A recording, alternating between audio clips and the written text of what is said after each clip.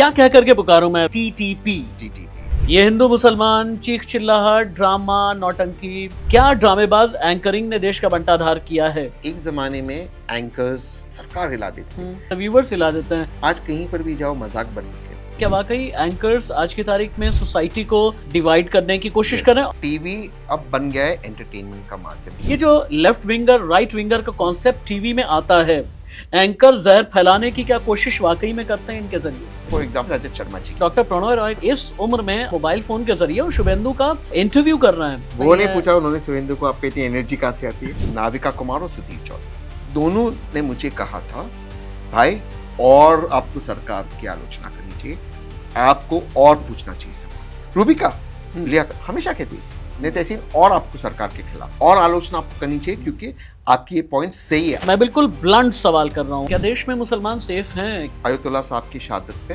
पाकिस्तान में 30 मुसलमानों को मारा गया, भारत में नहीं कुछ कहा।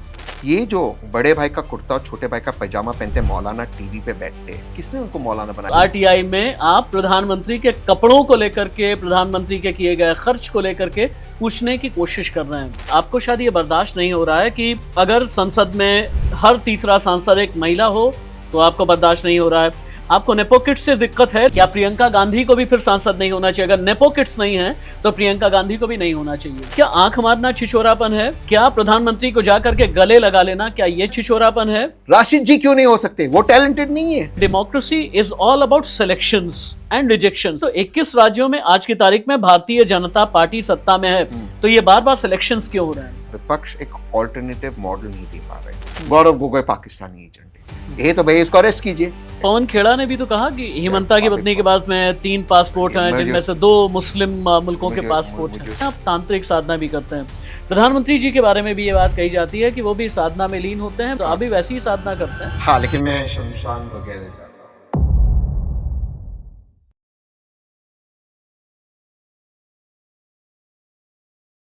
नमस्ते, मैं आपका राष्ट्रवादी राशिद।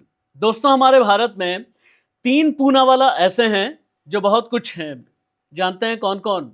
पहला नाम आधार पूनावाला, जिनके बारे में ये कहते हैं कि वो वैक्सीन डिलीवरी मैन के नाम से पूरे भारत में जाने जाते हैं। दूसरे शहजाद पूनावाला, पहले पॉलिटिकल एनालिस्ट थे, आज की तारीख में भारतीय जनता पार्टी के राष्ट्रीय प्रवक्ता हैं। लेकिन एक पूनावाला ऐसे हैं जो बहुत कुछ नहीं होकर के भी बहुत कुछ हैं, और जहां से बहुत कुछ की शुरुआत होती है वहां पर बात भारत की राजनीति की आती है, वहां पर बात धर्म की आती है, वहां पर बात पॉलिटिकल एनालिसिस की आती है, वहां पर बात एक वेंचर कैपिटलिस्ट की आती है, और वहां पर बात आती है बहुत बार विरोध की। वो विरोध बीजेपी के लिए हो सकता है, एनडीए के लिए हो सकता है, आरएसएस के लिए हो सकता है, और शायद प्रधानमंत्री नरेंद्र मोदी के लिए भी हो सकता है। मुझे ऐसा लगता है कि इससे ज्यादा भूमिका मुझे बांधने की जरूरत नहीं है, क्योंकि मेरे साथ में है the Tehseen Poonawalla. Thank you Rashid ji. The कह करके मैंने गलत तो नहीं कहा? बिल्कुल नहीं कहा, एब्सोल्युटली करेक्ट एडजेक्टिव आपने इस्तेमाल किया। द तहसीन पुनावाला एक ही तहसीन है, पुनावाला बहुत सारे हो सकते हैं, तहसीन एक ही है। तारीफे काबिल पुनावाला एक ही है, चलिए तहसीन तो का आज मतलब तारीफे काबिल होता है। तारीफे काबिल, और आज एक एब्रीविएशन भी दे देते हैं, द तहसीन पूनावाला, यानी टीटीपी। टीटीपी यानी एक नया एब्रीविएशन। क्या कह करके पुकारूं मैं? Venture capitalist, political analyst, Congress supporter. मैंने इसलिए कहा ना कि बहुत कुछ नहीं होकर के भी बहुत कुछ हैं। कांग्रेस के नेता नहीं है लेकिन कांग्रेस के सपोर्टर हैं। बिल्कुल। कहीं किसी राज्य में मंत्री नहीं है लेकिन फिर भी राहुल गांधी की पार्टी के सपोर्टर आप हैं। हाँ। क्या कह करके पुकारूं मैं? एक अच्छा इंसान, अच्छा भारतीय, बस यही ठीक है। अच्छा, एक बड़ी अजीब सी बात है हाँ, बोलिए ना। तहसीन भाई, आपके पास अच्छा, एक जर्नलिस्ट जो होता है ना अपनी फितरत से हटता नहीं है। मैं फितरतन, हालांकि मेरा आपका साथ आज का नहीं है, पिछले कई दशक का है, और बहुत बार हमने टीवी शोज किए हैं, फिर भी मुझे ये लगा कि जब अपना एक इंटरव्यू रिकॉर्ड करना है तो क्यों ना आपको लेकर के रिसर्च की जाए। करेक्ट। मजेदार बात यह है कि जब मैंने तहसीन पूनावाला गूगल करने की कोशिश की, बहुत सी चीजें आई, लेकिन प्रायोरिटी में जानते हैं क्या था? आपकी लगाई हुई एक आरटीआई, उस आरटीआई में आप प्रधानमंत्री के कपड़ों को लेकर के, प्रधानमंत्री के किए गए खर्च को लेकर के पूछने की कोशिश कर रहे हैं। गूगल में ये पहचान आपको कैसी लगती है? ठीक है, आरटीआई के माध्यम से कहाँ पर देश का टैक्स का पैसा खर्च हो रहा है वो जानना चाहिए, सबका अधिकार है, उसमें कोई गलत नहीं है। यानी एक वेंचर कैपिटलिस्ट अपने आप को पॉलिटिकल एनालिस्ट भी कहता है, और जब किसी को अपोज करने की बात आती है तो फिर वो अपोज भी करता है। बिल्कुल करता हूँ, ये मेरा कर्तव्य है। हम्म, मैं मानता हूँ राशिद भाई, मैं आज विपक्ष का चेहरा हूँ, मैं ये बिल्कुल मानता हूँ, हम्म, क्योंकि आज जो अनफॉर्चुनेटली जो विपक्ष है हमारे पास, इतना इमैच्योर विपक्ष है, वो मुद्दों को ले ही नहीं पा रहा है, वो मौकों को नहीं ले पा रहा है, वो सरकार को घेर नहीं पा रहा है। हम्म, इतने मौके हैं और जमहूरियत में विपक्ष का होना बेहद जरूरी है। तो मैं मानता हूं मैं एक मैच्योर विपक्ष का चेहरा हूं हम्म। और मेरा कर्तव्य है देश हित में सवाल पूछना, तो मैं पूछता हूं सवाल। यानी जमहूरियत को कमजोर करने वाला विपक्ष है, जमहूरियत को कमजोर करने वाली कोई पार्टी नहीं है आप, यानी सत्ताधीश पार्टी नहीं है, आप ये दोनों कहना भी चाहते है हैं? सब, उनको अच्छा। उनको भी उनको तो मजा आ रहा है सवालों के जवाब ना देते हुए। हम्म, लेकिन जब पार्लियामेंट नहीं चलेगा, जब सवालों के जवाब नहीं मिलेंगे, हम्म, हुकूमत को, मौजूदा हुकूमत को उससे कोई दिक्कत नहीं है, क्योंकि हम्म, वो तो अपना चलता रहेगा, हम्म, देश का नुकसान होगा। तो इसीलिए अच्छे सवाल पूछना मेरा कर्तव्य है, मेरा धर्म है, मेरा हम्म, फर्ज है। उदाहरण के तौर पर, अभी जब तक ये पॉडकास्ट आएगा तब तक विमेन्स रिजर्वेशन, महिला आरक्षण शायद हम्म, पास हो जाएगा। लेकिन विपक्ष के एक भी नेता ने ये नहीं पूछा जो मैं पूछ रहा हूँ सोशल मीडिया पे, हम्म, कि आप आरक्षण ला रहे हो महिला के लिए, आपका हम्म, स्वागत है, हम्म, साधुवाद है, लाइए। हम्म, लेकिन साहब थोड़ा ये तो इसमें प्रावधान डाल दीजिए कि जिनको आरक्षण दोगे हम्म, वो कोई नेपो बेटी, बहू, हम्म, भाभी, हम्म, बहन, गर्लफ्रेंड ना हो, हम्म, उस महिला को आरक्षण मिले जिसको जरूरत है और जो सांसद बनकर संसद में देश की आवाज उठा पाए, हम्म, उनको दो। कोई नहीं बात कर रहा है, जबकि पूरा देश आता है, महिला आरक्षण के कोई खिलाफ नहीं है, हम्म, 33% दीजिए उनको आरक्षण, हम्म, लेकिन कम से कम उन महिलाओं को दीजिए जो राजनीतिक परिवार डिजर्व से नहीं करती आते। हूँ। हाँ, हम्म, जो राजनीतिक परिवार से नहीं आते, नहीं तो हम्म, पता चला बाप बेटी को बना रहा है, पति पत्नी को बना रहा है, भाई बहन को बना रहा है, हम्म, देवर भाभी को बना रहा है, ससुर बहू को बना रहा है, हम्म, या बॉयफ्रेंड गर्लफ्रेंड को बना रहा है। हम्म, भाई उनको दीजिए ना जो मेहनत करते। हम्म, विपक्ष में किसी की हिम्मत नहीं है सवाल उठाने की, हम्म, तो क्या बोलोगे?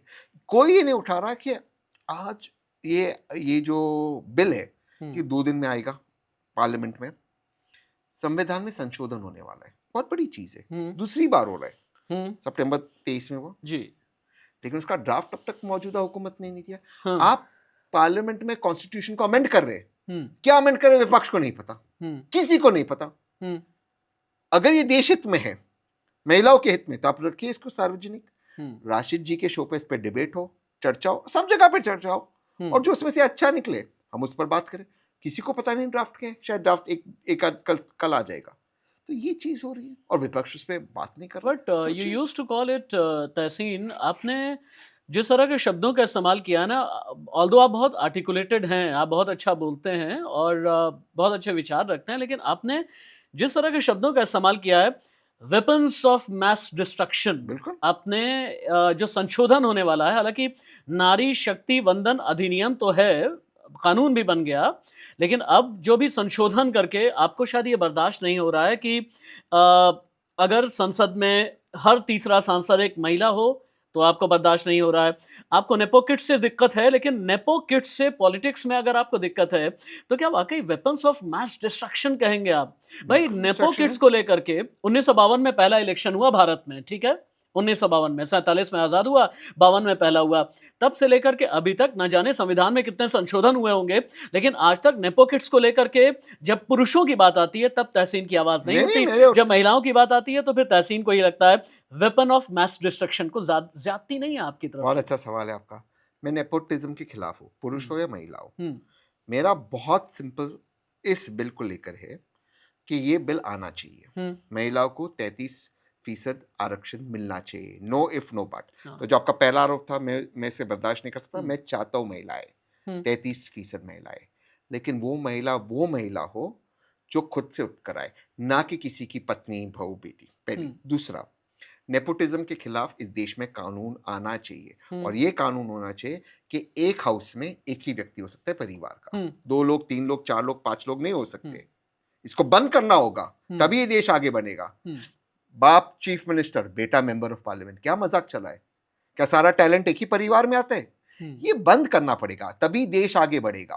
तीसरी चीज जो आपका तीसरा आरोप था कि क्या मैं आज इसको क्यों वेपन ऑफ मास डिस्ट्रैक्शन कर रहा हूं, इसलिए क्योंकि बहुत सारे संशोधन हुए संविधान में, हम्म, लेकिन जिस तरह से हो रहा है, आपके पास ड्राफ्ट कॉपी नहीं, मेरे पास नहीं, परसों ये बिल आ रहा है, क्या ये जायज है? अगर ये संशोधन देश हित में हो रहा है तो सरकार का कर्तव्य है कि ये पब्लिक डोमेन में रखे, होने देना इस पर चर्चा। मुझे पता चलेगा डिलिमिटेशन क्या हो रहा, आपको पता चलेगा, उस पर डिबेट होगी, मीडिया में डिबेट होगी, लोगों के बीच में, चाय की दुकान पे डिबेट होगी, हर जगह पे, और पार्लियामेंट में डिबेट होगी। जो मेंबर्स ऑफ पार्लियामेंट आएंगे जब संशोधन हो रहा है, वो स्टडी करते आएंगे, अध्ययन करते आएंगे। एक सेकंड, आज मैं आपके पॉडकास्ट में आया रात के 11:15 11:20, लेकिन आपके पॉडकास्ट में आने के लिए भी मैंने थोड़ी पढ़ाई की। तो अगर पार्लियामेंट में देश का संविधान बदला जा रहा है, और एक चीज को आपको समझना होगा, सितंबर 2023 में ऑलरेडी ये कॉन्स्टिट्यूशनल अमेंडमेंट हुआ था, तब सरकार ने तब भी सीक्रेटली लाया था ये बिल। ये सीक्रेटली क्यों ला रहे? देश हित में ना, राशिद जी के हित में, आपकी पत्नी के हित में, देश के हर लोगों के हित में, तो सीक्रेट क्या है इसमें? रखिए ना बाहर। मैं बताता हूँ ना आपको, मैं बताता हूँ। एक बात ही बताई तहसीन भाई, 1996 में यूनाइटेड फ्रंट की देवगौड़ा सरकार विधेयक लेकर के आई, लेकिन स्टैंडिंग कमेटी के पास में गया, ठंडे बस्ते में चला गया। आप कह रहे हैं सीक्रेटली हो रहा है सब कुछ। 1998 में अटल जी ने लाने की कोशिश की, ठंडे बस्ते में चला गया। 1998 में फिर से एक बार लाने की कोशिश की, ठंडे बस्ते में चला गया। 2000 में अटल सरकार ने पेश करने की कोशिश की, सक्सेस नहीं मिली। 2003 में मुरली मनोहर जोशी ने सर्वदलीय बैठक में आम सहमति बनाने की कोशिश की, लेकिन असफल रहे। मनमोहन सिंह ने 2008 में अपनी कोशिश की, लेकिन असफल रहे।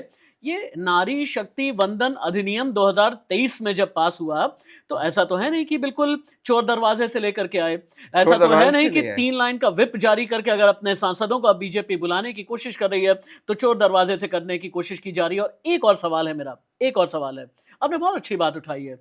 आई would like to appreciate you with an honest heart Tahseen भाई। क्या प्रियंका गांधी को भी फिर सांसद नहीं होना चाहिए? अगर नेपो किड्स नहीं है तो प्रियंका गांधी को भी नहीं होना चाहिए। इसका लाभ प्रियंका गांधी को। दोनों जवाब दे जी जी प्लीज। पहली चीज, जिनका भी आपने जिक्र किया, उनके पास बहुमत नहीं थी। 2023 में भाजपा के पास खुद की बहुमत थी, सबसे पहली बात, इसको अप्रिशिएट करना होगा।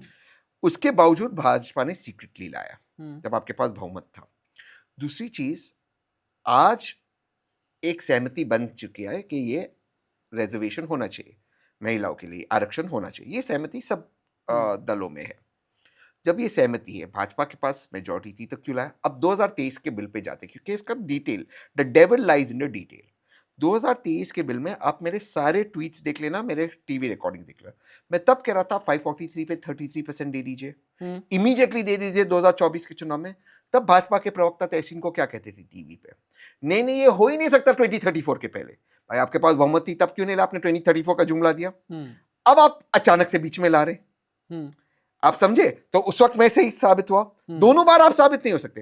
अब आप कह रहे नहीं वो इमीडिएटली लाना था, तो आपने 2023 में मेरी बात क्यों नहीं मानी? अब devil lies in the detail. अब डिलिमिटेशन को करना, क्योंकि 815 होगा हाउस या 816 होगा हाउस, किसी को नहीं पता क्या होगा डिलिमिटेशन का आधार, क्या होगा किसी को नहीं पता।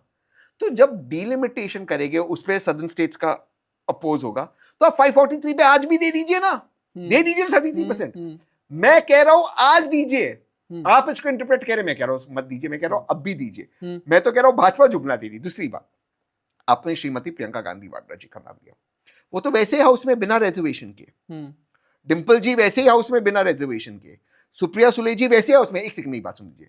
मैं ये कह रहा हूं कि इस बिल का गलत उपयोग नहीं होना चाहिए कि जो और लोग हैं परिवार से, कि वो इसका इस्तेमाल करें। इसलिए इस बिल को और मजबूत करो। इनफैक्ट इस बिल के माध्यम से मेरे 3-4 सुझाव है, अगर आप मुझे इजाजत प्लीज प्लीज प्लीज जी। पहला सुझाव कि आप ये बिल लाइए 33%, 543 पे इमीडिएटली कर दीजिए, ताकि कोई ये ना हो डिस्टर्बेंस। दूसरा, आप पार्लियामेंट में अटेंडेंस 80% कंपलसरी कर दीजिए, पुरुष महिला किसी की भी, मेंबर्स ऑफ पार्लियामेंट की कंपलसरी। अगर आप इसको 815 816 कर रहे हैं, आप 543 का हाउस चला नहीं पा रहे हो, 815 का हाउस आपको चलाना है, ऑल द बेस्ट। आप अटेंडेंस 80% कर दीजिए। आदरणीय प्रधानमंत्री हो, आदरणीय विपक्ष के नेता हो, या एक साधारण सा सांसद हो, 80% अटेंडेंस हाउस में होनी चाहिए। मैं समझ सकता हूँ प्रधानमंत्री को विदेश जाना होता है या विपक्ष के नेता को काम होगा, हाउस की परमिशन से जाएगी, बट 80%, वरना एमपी की कंपलसरी नहीं होगा। 2 सेशन में आपकी एमपीशिप जाएगी। तीसरा, आपको आपके क्षेत्र से लेकर 10 सवाल पब्लिक डोमेन में उठाने होंगे लिखित में, हर सेशन में। नहीं उठाओगे जो आपको हम बेनिफिट्स देते हैं, क्योंकि आपके मेरे टैक्स पे से हाउस चलता है, वो आपको बेनिफिट्स नहीं मिलेंगे। चौथा, एमपीज के बच्चे, पुरुष या महिला, में इसकी बात, वो सरकारी स्कूल में पढ़ेंगे, सरकारी अस्पताल में इनके परिजनों का इलाज होगा, और वो भी उनके क्षेत्र में, ताकि सुधरे। मेरे करोड़ों रुपए जा रहे, आपके करोड़ों रुपए जा रहे, हाउस चल नहीं रहा है, 543 का हाउस नहीं चल रहा, आपको 816 का हाउस चलाना, चलाइए, मैं आपको मेरे पैसे से चला रहे हो।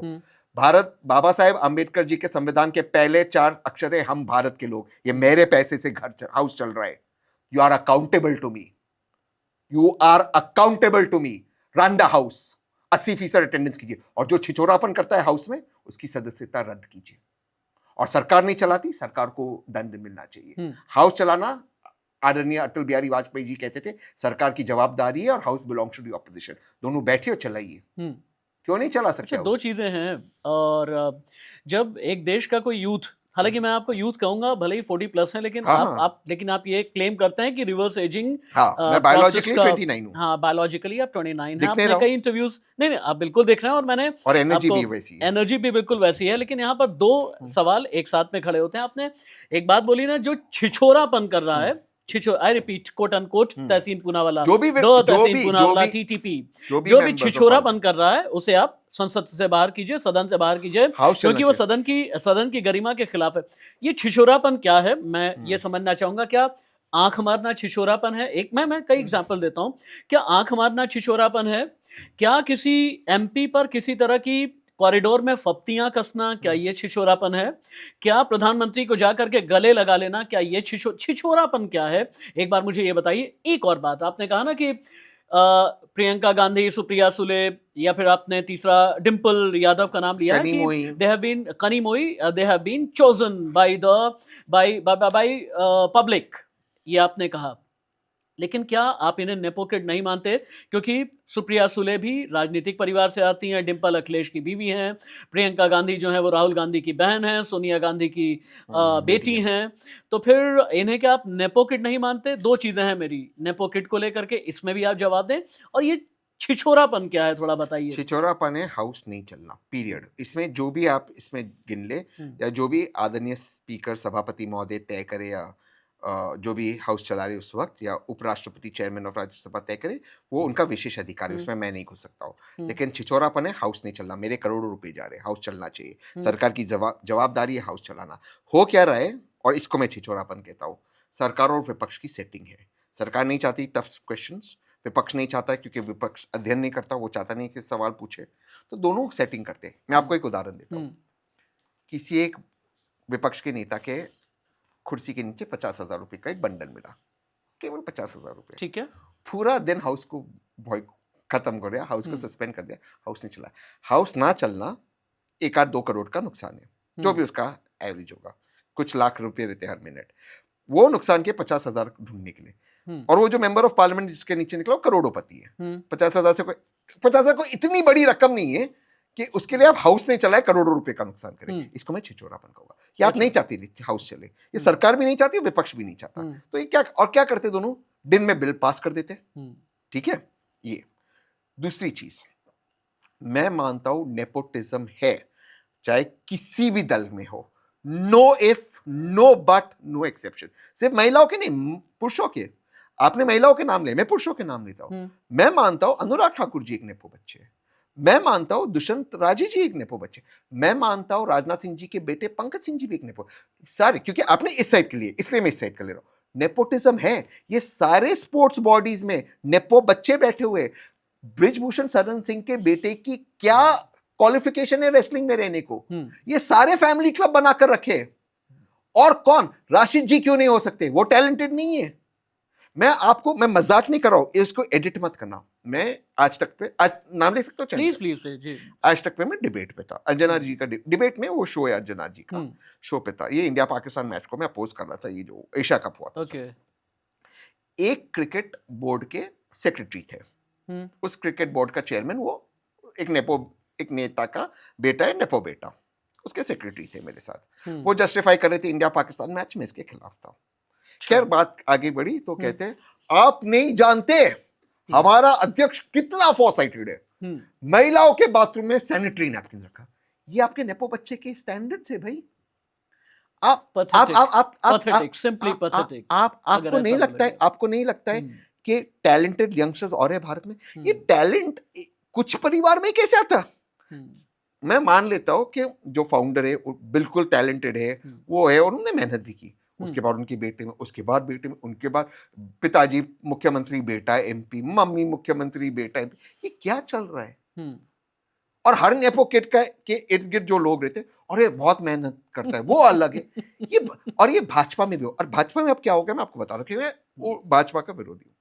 अभी ये महाराष्ट्र वगैरह में कॉर्पोरेशन के चुनाव हुए, लोकल लेवल की बात करता हूँ, वहां पे 50% रिजर्वेशन है महिलाओं के लिए, 40% जो भी है, या स्थानीय लेवल पे पंचायत, वहां पे पति पत्नी लड़ते साथ में चुनाव, कपल बनकर आते हैं कॉर्पोरेटर्स पंचायत में, वो चलाते हैं पति, अन्य जगहों पे वो पति, वो प्रधानपति, वो बोर्ड लगाता है प्रधानपति। हाँ, ये क्या मैंने भी देखा है। देखा है आपने? मैं गलत नहीं कह रहा हूं क्या? क्या ये देश बेटर डिजर्व नहीं करता? मैं कौन सी बात, मैं किसी एक व्यक्ति के बारे में विशेष नहीं कह रहा हूं, मैं एक सिस्टम के खिलाफ कह रहा हूं। मैं मानता हूं कि मैं ज्यादा टैलेंटेड हूं, लेकिन कभी मुझे वो अपॉर्चुनिटी नहीं मिलेगी क्योंकि सिस्टम रिग्ड है मेरे खिलाफ।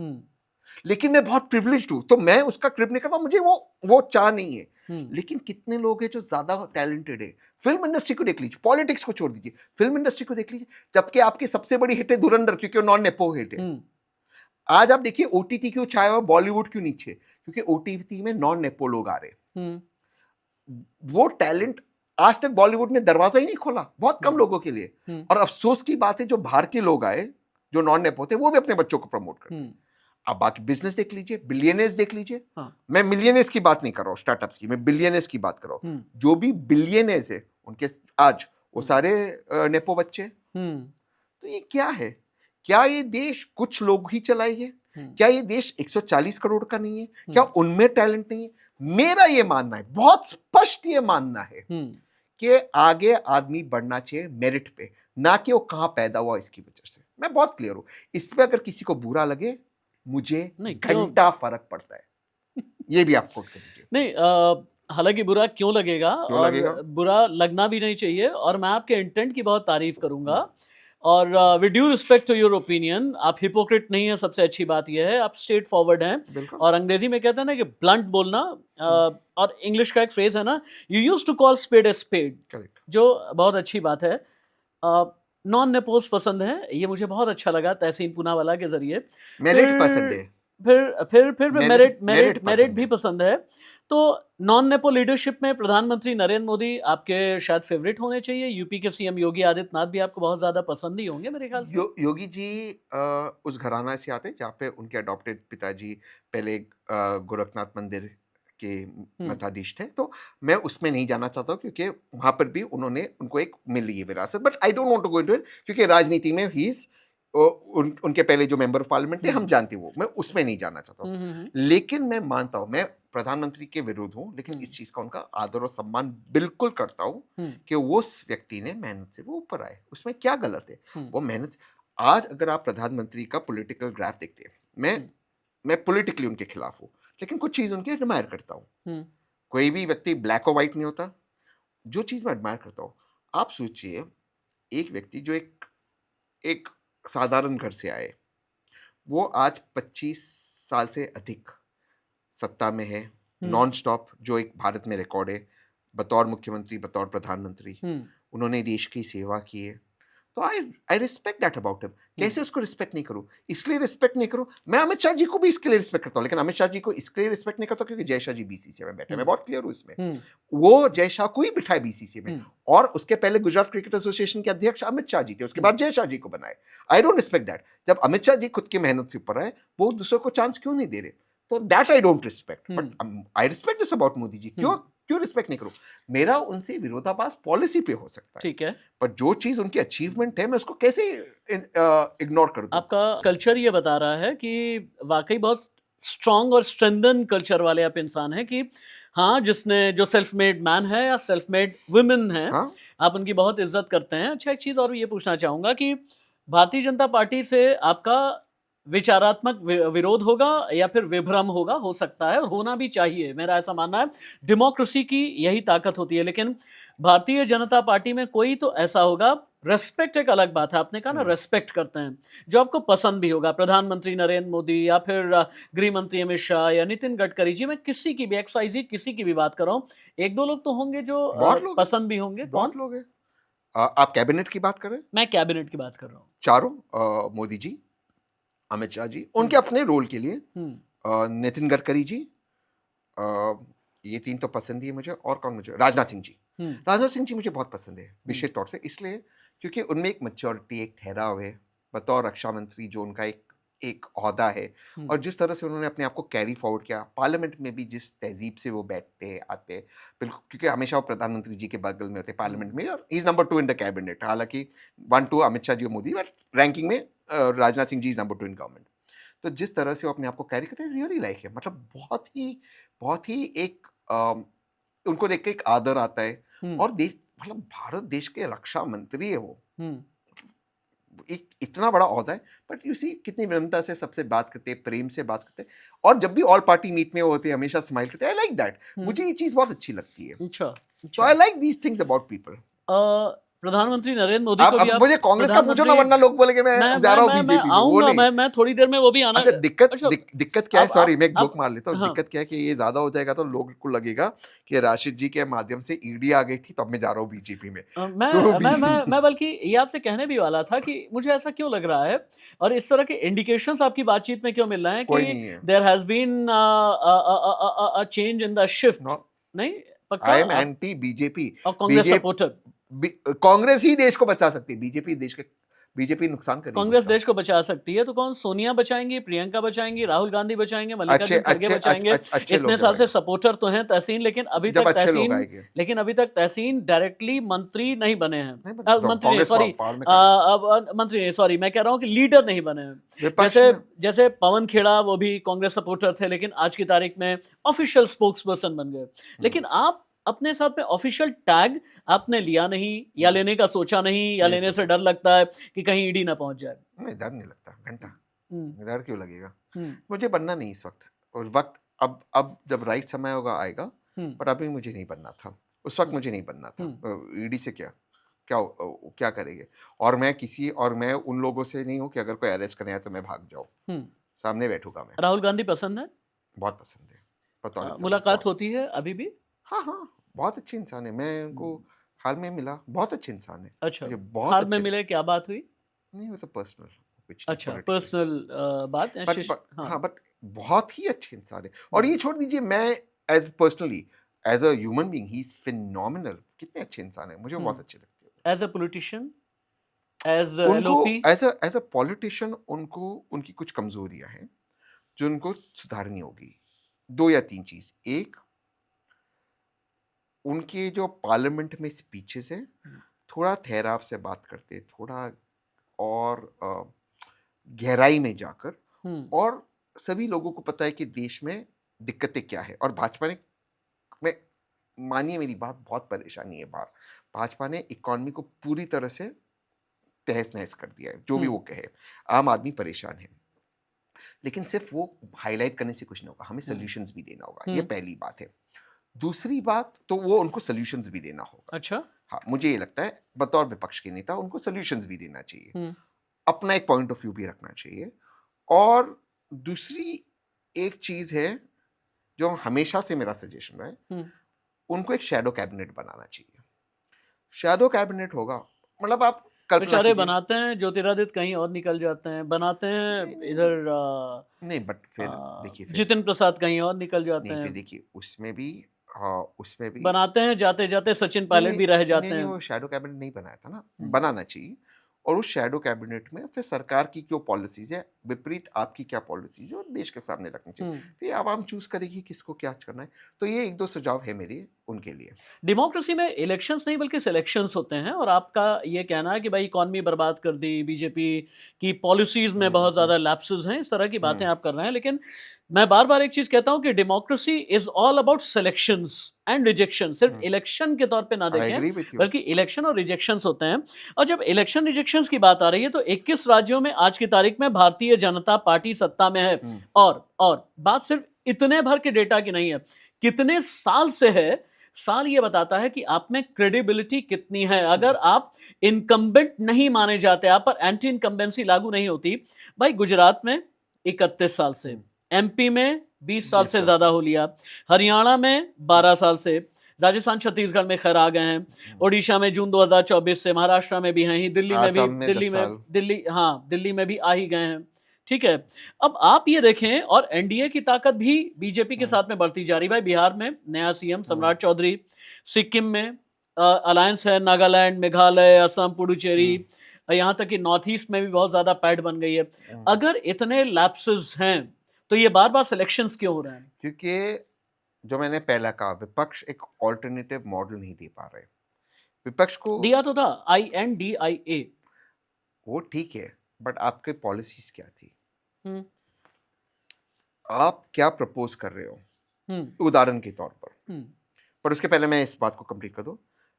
कांग्रेस को सोचना चाहिए 2011 के बाद कहीं पर भी किसी भी राज्य में उनकी सरकार रिपीट नहीं हुई।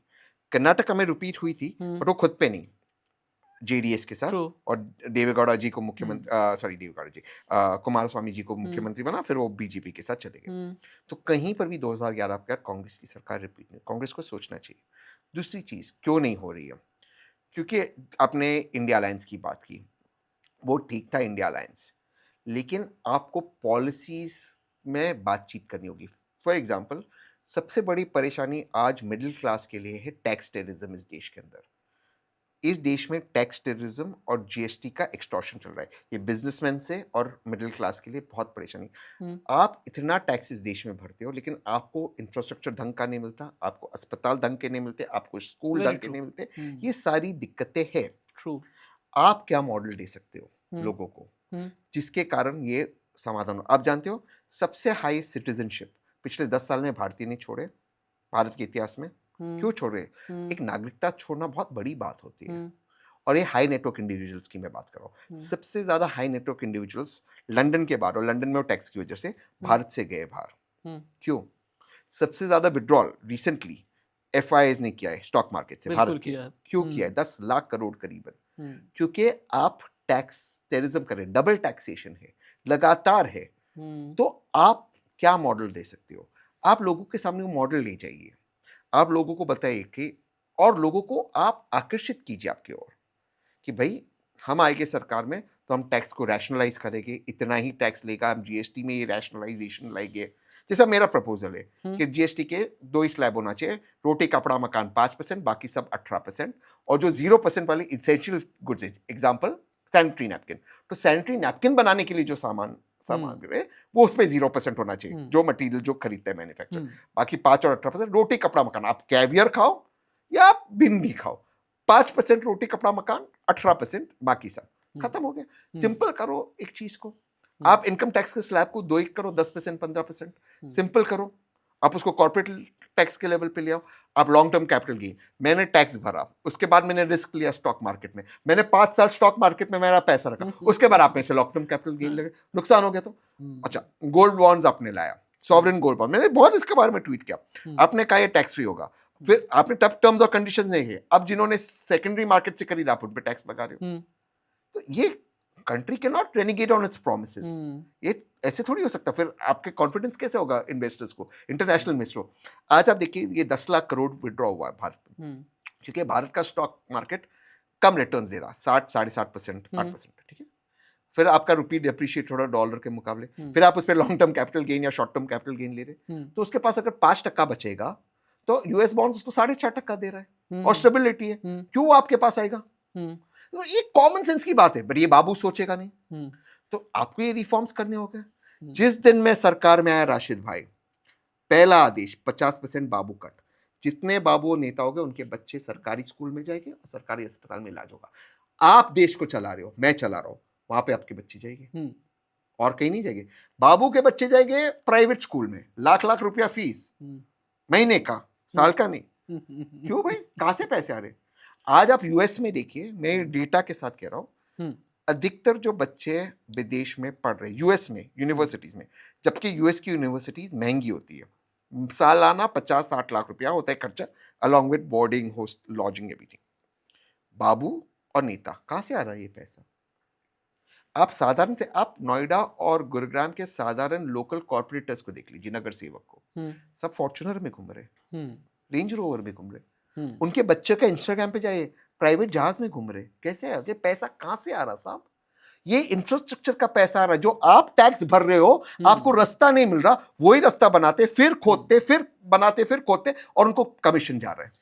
वैसे मेरा मानना है और मेरे ख्याल से व्यूअर्स भी इस बात को लेकर के काफ़ी हद तक इत्तेफाक रखते होंगे। On a very serious note जो बात अभी तहसीन कर रहे हैं, और बिल्कुल ठीक बात है, हम सो करके उठने से लेकर के रात में सोने तक हम सिर्फ टैक्स ही भर रहे होते हैं। टूथपेस्ट पर भी टैक्स, खाने पर भी टैक्स, थाली पर भी टैक्स, सैलेड पर भी टैक्स, और यहाँ डबल तक कि टैक्स। Double tax. हम इनफैक्ट हमारे पास सैलरी आ रही है तो हमारी कंपनी पहले ही उस पर टीडीएस काट ले रही है, उसके बाद फिर पता चलता है साल भर में हमें कहा जाता है जा करके आईटीआर फाइल करो। जब आईटीआर फाइल करने के लिए जाते हैं, और बहुत अच्छी आपने बात की है, ये जो शेयर मार्केट वाला आपने एग्जाम्पल दिया, बल्कि मेरे अपने एक जानने वाले ही हैं, उन्होंने कहा भैया कमाएं क्या, खाएं क्या और बचाएं क्या। हमने तो शेयर मार्केट में हम देख ही रहे थे कि चलो हमारे पैसे बन रहे हैं, लॉन्ग टर्म में भी पैसे बन रहे हैं। बाद में जब आईटीआर फाइल करने के लिए गए, सीए ने ये कहा कि भाई आपकी तो इतनी टैक्स लायबिलिटी खड़ी हो रही है। लेकिन जानते हैं सरकार क्या कहती है, अपने टैक्स लेकर के सरकार क्या कर रही है, इस पर भी एक बार आपके जरिए बात कर लेते हैं। प्लीज। मोदी सरकार ये कहती है, हम तहसीन पूनावाला से टैक्स लेते हैं तो हम जनधन योजना देते हैं, हम तहसीन से टैक्स लेते हैं तो मेक इन इंडिया, उज्ज्वला योजना, GST, digital India, Ayushman Bharat, इस तरह की कई ऐसी प्रो पॉपुलिस्ट स्कीम्स हम लेकर के आते हैं जो जनता के लिए, गरीबों के लिए, गांव के लिए और आखिरी इंसान को फायदा पहुंचाने के लिए होती है। इसलिए हम टैक्स लेते हैं और इसीलिए हम टैक्स वसूलते हैं। अच्छी बात है, मैं वेलफेयर स्टेट के खिलाफ हुई नहीं, हम्म, लेकिन आप मुझसे पैसे लेकर आप महिलाओं को चुनाव में स्कूटी दे रहे हो, वो कौन सा वेलफेयर हो गया? आप लाड़की बहन स्कीम चला रहे हो, वो कौन सा वेलफेयर हो गया? सरकार का कर्तव्य है हम्म, कि हर व्यक्ति को वर्ल्ड क्लास एजुकेशन मिले, वर्ल्ड क्लास हेल्थ केयर मिले और हर व्यक्ति को खाना मिलना चाहिए। ठीक है। लेकिन खाने के नाम पे आप लोगों को कार्बोहाइड्रेट्स दे रहे, हम्म, प्रोटीन दीजिए, प्रोटीन आपको देना नहीं है। इसलिए भारत सबसे बड़ा डायबिटीज का देश है, ये सच्चाई है। इसलिए आप में से टैक्स ले रहे हो। आप पेट्रोल में इस सरकार ने 40 लाख करोड़ क्रूड ऑयल में कमाया है भारतीयों से पिछले 10 साल में। पोल्यूशन कितना है दिल्ली में? आप पोल्यूशन को, अगर आप पोल्यूशन को, सिर्फ नॉर्थ इंडिया के पोल्यूशन को खत्म कर देंगे, आपकी जीडीपी 2% बढ़ेगी और कैंसर के केसेस खत्म हो जाए। मुझ पे यकीन मत कीजिए, आपके जो व्यूअर्स है, सब्सक्राइबर्स है, वो इनके घर में इर्द गिर्द लोगों को जानते होंगे, परिवार में दोस्तों को जिनको कैंसर है। क्यों उत्तर भारत में कैंसर का पेंडेमिक है? क्यों पूरे भारत में हार्ट अटैक का पेंडेमिक है? क्योंकि हमारी जीन्स, पोल्यूशन और डाइट, और उसमें आप कार्बोहाइड्रेट्स ठोस रहे हो। प्रोटीन दीजिए ना प्रधानमंत्री प्रोटीन योजना। मैं कहां उसको मना कर रहा हूं, प्रधानमंत्री प्रोटीन योजना कीजिए। आप प्रोटीन नहीं दे रहे हो, आप कार्बोहाइड्रेट्स दे रहे हो। फिर आप कह रहे हो डायबिटीज बढ़ रहा है, फिर आप वो डायबिटीज के लिए आयुष्मान भारत ला रहे नहीं, हो। प्रधानमंत्री तो मिलेट्स की बात भी करते हैं। मैं आपको कह रहा हूं, जो भी आपकी एक योजना है, आपके आज देश में हार्ट अटैक का पेंडेमिक है, क्या ये बात में सच्चाई है या नहीं है? आप वीडियोस देखिए। नहीं, बिल्कुल सच बात है। इसमें पार्लियामेंट में कब चर्चा हुई? मैं किसी पे आरोप नहीं लगा रहा हूं। क्या ये देश का मुद्दा नहीं कि एक जवान व्यक्ति शादी में डांस करते करते, जिम में वर्कआउट करते करते या गाड़ी चलाते हार्ट अटैक से मर रहे हैं? प्रधानमंत्री कह तो रहे हैं कि फिट इंडिया मूवमेंट हमने चलाया है, अरे भाई, स्वस्थ वो भारत ठीक है, अभियान मैं चलाया है, बहुत खुश है। अंतर्राष्ट्रीय योगा दिवस के जरिए आपको फिट बना प्रधानमंत्री रहे हैं। जी ने सब अच्छे काम किया, क्या उसका इम्प्लीमेंटेशन हुआ है ग्राउंड पे? क्या हार्ट अटैक के वीडियोस बढ़े हैं, हार्ट अटैक के केसेस बढ़े या कम हुए? मैं तो मानता हूँ फिट इंडिया मूवमेंट शुरू किया आदरणीय प्रधानमंत्री ने, साधुवाद। उसका नतीजा क्या हुआ? क्यों हार्ट अटैक के केसेस बढ़े? प्रधानमंत्री जी खड़े होकर बोले पार्लियामेंट में, मैं ये मूवमेंट चला रहा हूं और मैं डेटा दूंगा कि भाई ये हार्ट अटैक के केसेस बढ़े। इस पे हमें रिसर्च करना होगा। क्या हार्ट अटैक का एक बड़ा कारण पोल्यूशन नहीं है? बिल्कुल है। बिल्कुल। क्या डाइट नहीं है? बिल्कुल है। क्या इस पर हमें काम नहीं करना चाहिए? भारत के नौजवान, क्या आप जानते हो 50% हार्ट डिजीजेस भारत में होते हैं और उसके 40% 40 साल के नीचे लोगों में हो रहे हैं। क्या ये कंसर्न का? टाइप 2 डायबिटीज भारत में भारत में बहुत हैं। बिल्कुल। तो फिर क्या ये कंसर्न नहीं? अगर हम ये हेल्थ की प्रॉब्लम सॉल्व करें, क्या हमारा जीडीपी 1-2% नहीं बढ़ेगा? क्या ये हमारा कर्तव्य नहीं है सॉल्व करना? इसके लिए आप मुझसे पैसे लीजिए ना, मैं कहां मना कर रहा हूं, लेकिन आप मुझसे पैसे लेते, आपके मैनिफेस्टो में स्कूटी दे रहे हो, लड़की बहन दे रहे हो, ये गलत है। I am against it. और इस पे पार्लियामेंट में चर्चा होनी चाहिए। What is welfarism? वेलफेयरिज्म क्या है, इस पे तो चर्चा करो। पार्लियामेंट में इस देश में एक रेटिंग आई थी शायद फैक्चुअली मैं थोड़ा सा इधर उधर हो सकता हूँ, तो माफी चाहता हूँ, बट मेरा इंटेंट समझिए। पहले 15 शहर जो पोल्यूटेड है उसमें से भारत के कई शहर है, मुझे एग्जैक्ट नंबर नहीं पता, बट कई शहर है उसमें। क्या इसकी चर्चा पार्लियामेंट में होना चाहिए या नहीं होना चाहिए? आप मुझे बिल्कुल बिल्कुल क्या होना इसकी चाहिए। चर्चा हुई पार्लियामेंट में? नहीं। तो अगर मैं कह रहा हूं कि ये मुद्दे हैं और सरकार यहाँ पे गलत है, तो मैं कहाँ गलत हूँ? मैं सरकार को मुझे घेरना है इन मुद्दों पर। और ये बच्चों को अफेक्ट कर रहा है। आज आप यंग बच्चों को देखो, उनके लंग्स देखिए, उनको सांस की प्रॉब्लम है। कितने यंगस्टर्स को आप देख रहे हैं जिनको वो सांस की प्रॉब्लम है, जो वो सारे खरीद रहे, जो ब्रीडर्स है। ये कहाँ, ये कैसे होगा इस देश के अंदर? ये चर्चा का विषय है। तो मेरा टैक्स का पैसा इसमें जाना चाहिए। ये वेलफेयरिज्म है मेरे अनुसार। अगर किसी और की कोई और परिभाषा है, ओके टू बी करेक्टेड। वैसे आपका दर्द एक तो ये है, और आपका एक दर्द ये भी है कि भाई मौजूदा जो सरकार है और जो भी सत्ता में पार्टी है, उसने देश में एक तरीके से डिविजिव पॉलिटिक्स की, और इसका नतीजा ये है कि हर जगह हिंदू मुसलमान इस तरह से चलते हैं। मैं हिंदू मुसलमान वाला इशू बाद में लेकर के आऊँगा, लेकिन इधर बीच क्या होता है ना, ये हिंदू मुसलमान, चीख चिल्लाहट, ड्रामा, नौटंकी, आपने कुछ एंकर्स का नाम भी लिया, और आप तो प्रोमिनेंट डिबेट्स में होते हैं, और आप एक ऐसे बाइलिंगुअल गेस्ट हैं कि हम लोगों ने भी टेलीविजन में सबसे ज़्यादा ये कहा कि भाई बड़े गुड लुकिंग से हैं, चार्मिंग से हैं, हैंडसम से हैं, हिंदी अंग्रेजी दोनों बड़ी अच्छी बोलते हैं, बुला लीजिए, और बहुत ही आर्टिकुलेटेड वे में बोलते हैं। तहसीन हमारे प्राइम टाइम डिबेट में ज़रूर होने चाहिए। ये जो ड्रामेबाज एंकरिंग होती है, इसने भी क्या देश का बंटाधार किया? मैं हिंदू मुस्लिम पॉलिटिक्स पर बाद में जाऊंगा। क्या ड्रामेबाज एंकरिंग ने देश का बंटाधार किया है? शायद आपसे ये सवाल किसी डिबेट में या किसी भी इंटरव्यू में ना पूछा गया हो, लेकिन मैं यहाँ पर पूछना चाहता हूँ। इसलिए नहीं कि मैंने 1-1.5 साल पहले तक चैनल में काम किया, आज मैं चैनल, इसलिए नहीं, बल्कि ये ड्रामा मैंने खुद भी झेला है, इसलिए पूछ रहा हूँ मैं। यस, इनफैक्ट आपके पास आने से पहले मैंने कहा कि मैं एक मीटिंग में था मेरे शोज के बाद, और वहां पर यही बात हो रही थी। और उस मीटिंग में अभी कुछ समय पहले मैंने वही कहा कि मुझे समझ में नहीं आ रहा कि एक जमाने में एंकर्स जो टीवी पे चेहरे थे, उनके पास इतना ताकत था कि सरकार हिला देते थे। आज कहीं पर भी जाओ मजाक बन के नहीं, व्यूवर्स हिला देते हैं भाई, सरकार नहीं हिलाते, व्यूवर्स हिला देते हैं। सायरन बजा करके हिला देते हैं, ब्रेकिंग न्यूज़ पढ़ लाहौर पे करके। कब्जा कर दिया, हाँ, कराची पे आसिम कर मुनीर दिया, आसिम मुनीर जो है वो हिरासत में ले लिए गए हैं। हाँ। तो आप सोचिए इसको, आपने मजाक। अच्छा, इसका नतीजा क्या हुआ?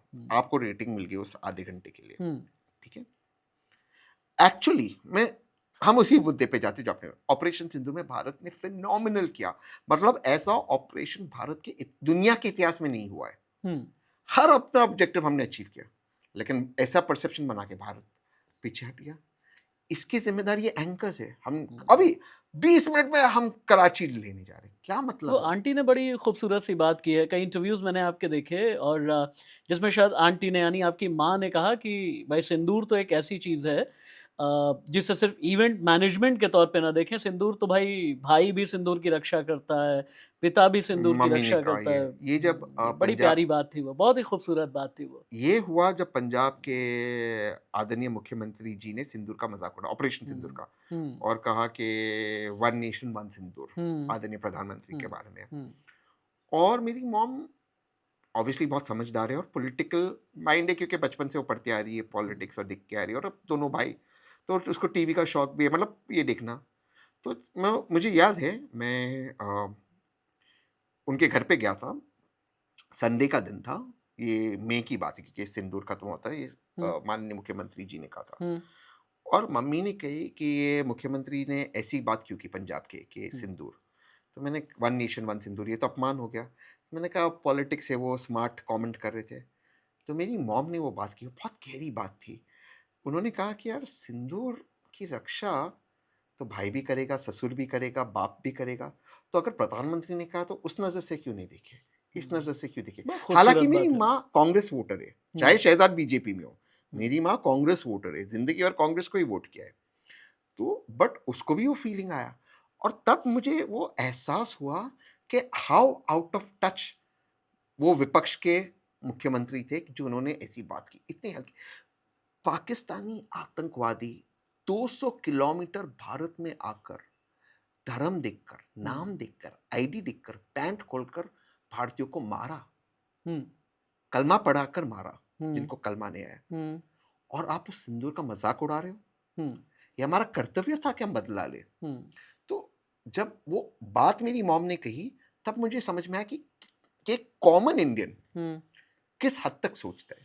Coming back to the core issue, जिन एंकर्स की हम बात कर रहे थे, क्या वाकई एंकर्स आज की तारीख में सोसाइटी को डिवाइड करने की कोशिश Yes. कर रहे हैं, और ये इंटेंट उनकी पर्सनली होती है, या जिस कॉर्पोरेट हाउस को बिलोंग करते हैं उनकी होती है, या फिर उस कॉर्पोरेट हाउस को ये पता होता है कि हमें खाद पानी कहाँ से मिलना है, इस वजह से ये डिवाइड करने की कोशिश की जाती है? होता क्या है असल में, आपके ओपिनियन में क्या होता है? क्योंकि बहुत बार ये भी होता है ना कि आपको अग्रेसिव हो जाना है, आपको, और एक बड़ी अजीब-सी चीज़ है, मैं आपको बताता हूँ। अंदर की बात बता देता हूँ, व्यूअर्स के लिए भी बहुत ज़रूरी है, और आप जानें, मैं चाहता हूँ कि जो गलत है वो ज़रूर जानें, मेरे ज़रिए या तहसीन भाई के ज़रिए भी। एक गेस्ट कोऑर्डिनेशन नाम का डिपार्टमेंट होता है, और जब भी कभी डिबेट, पॉलिटिकल डिबेट होती है, तो ये कहा जाता है, एक राइट विंगर को ले लो, एक लेफ्ट विंगर को ले लो, एक कोई मीडियोकर को ले लो, और बैठ करके एक डिबेट कर लो, क्योंकि लेफ्ट विंगर और राइट विंगर बैठ करके एक दूसरे का सिर फोड़ रहे होंगे, इस तरह की बातें की करेक्ट। जाती हैं। ये जो लेफ्ट विंगर राइट विंगर का कॉन्सेप्ट टीवी में आता है, एंकर जहर फैलाने की क्या कोशिश वाकई में करते हैं इनके जरिए? क्योंकि टीवी अब बन गया है एंटरटेनमेंट का माध्यम कि आपको झगड़ा करना है। हम्म। मैं कई बार सोचता हूँ कि क्या हम दर्शकों को कुछ दे रहे हैं, क्या दर्शक कुछ ले जा रहे हैं। हम्म। क्योंकि अब मेरे साथ ये नहीं होता, क्योंकि मैं एक अलग लेवल पे इस वजह कि मैं अपनी बात रख देता हूँ, एंड फ्रैंकली मुझे एंकर्स रोकते नहीं, मैं अपनी बात रख पाता हूँ। लेकिन मैं जब बाकी चीजों को देखता हूँ, मैं सोचता हूँ दर्शक बेचारा क्या देखता होगा, या क्या वो एंटरटेनमेंट के लिए उधर आ रहा है। तो ये एक बात होगी कि क्या हम दे सकते हैं, क्योंकि जब आज मैं आपके पॉडकास्ट में आया, मेरी ये कोशिश है कि मैं आपके दर्शकों को कुछ दूं और आपसे कुछ लूं। क्या ये अब वो जो आप जब आप थे मीडिया के अंदर, ये आप लोगों का इंटेंट होता था। आज भी ऐसे बहुत सारे लोग हैं जो इनका इंटेंट है। जैसे फॉर एग्जांपल मैं रजत शर्मा जी की बात कर रहा जी, हूँ, जी। आप उनसे इत्तेफाक रखो ना रखो एक अलग विषय है, हम्म। बट वो हमेशा अपने दर्शकों को कुछ देते जागते हैं। हम्म। कभी आप उनके मुंह से जहरीली बात नहीं सुनोगे, कभी आप उनके मुंह से गंदी बात नहीं सुनोगे। मैं एक एग्जांपल दे रहा हूँ। तो क्या वो अब हम दे रहे लोगों एक को। और आपको मैं बताता हूँ, आई एम सो सॉरी, नहीं नहीं, बोलिए ना। मैं बीच में आपको नहीं नहीं, इंटरप्ट कर रहा हूँ, प्लीज। क्योंकि आपने बहुत अच्छा एग्जांपल रजत जी का दिया। मैं एक और अभी सोशल मीडिया पर मैं देख रहा था, और मुझे डॉक्टर प्रणॉय रॉय को लेकर के इतनी ज़्यादा इज्जत मेरे दिल में बढ़ी करेक्ट। इस उम्र में, आपको पता है, वो मोबाइल जर्नलिज्म के ज़रिए शुभेंदु का जा करके पश्चिम बंगाल में इंटरव्यू कर रहे हैं। एक हाथ में उनके माइक है, और बल्कि मैं बोलूँगा, ये कहने मुझे कोई गुरेज नहीं, डिकोडर नाम से एक अपना यूट्यूब पोर्टल उनका है, और एक हाथ में माइक है, एक हाथ में मोबाइल फ़ोन के ज़रिए वो शुभेंदु का इंटरव्यू। वो इंटरव्यू कर रहे हैं, और इतना सब्सटैंशियल इंटरव्यू है, लेट मी टेल यू तहसीन भाई, देख करके दिल से बड़ी इज्जत सी जगती है। कोई ड्रामा नहीं है, कोई चीख नहीं है, कोई चिल्लाहट वो नहीं नहीं है। पूछा उन्होंने सुवेंदु को आपको इतनी एनर्जी कहाँ से आती है, वो नहीं पूछा। वो बिल्कुल, इंटरव्यू कैसे हुआ, बिल्कुल। आप में इतनी ऊर्जा कहाँ से आती है। तो ये चीज है। ये देखिए, मैं आपको एक चीज सच कहूँगा, हुँ, मैंने पूरे इंटरव्यू में सरकार की आलोचना की। हुँ। मैं एक चीज कहता हूँ, आप भी इस फील्ड में, क्या सरकार की हिम्मत है बोलने को ये करे? सरकार आपको थोड़ा नच कर सकती है। आप हाँ, लोग खुद झुक रहे हो। जी। कोई सरकार आप ये ऑपरेशन सिंदूर में सरकार ने कहा था क्या बोलो कराची पे कब्जा हुँ, किया? ये आप चिल्ला रहे हो, आपको लगता है आपको ब्राउनी पॉइंट्स मिल रहा है। हुँ, हुँ, क्या मतलब एक लॉजिकल चीज है, क्या प्रधानमंत्री बोलते होंगे किसी को बोलो मुझ में आप में इतनी ऊर्जा, वो बेचारा था, हुँ, उसको 10 काम है देश हुँ। चलाने 140 करोड़ के। बिल्कुल ठीक। आपको लगता है वो बोलता होगा? बेचारा वो बोल रहा है यार इंटरव्यू करो, अच्छा मैं कोई अपनी बात रखूं, पॉलिसी के रखूं, कुछ अटेंशन मिले। वो भी बेचारे पॉलिटिशियन है, वही बात कर, वो बोलते होंगे क्या ऐसे सवाल पूछो आप मुझे। तो ये कौन कर रहा है, क्यों कर रहे हो आप? हुँ, आपको ये कोई नहीं पूछ रहा, आप हुँ, खुद कर रहे हो। ये you are hmm, doing it to yourself.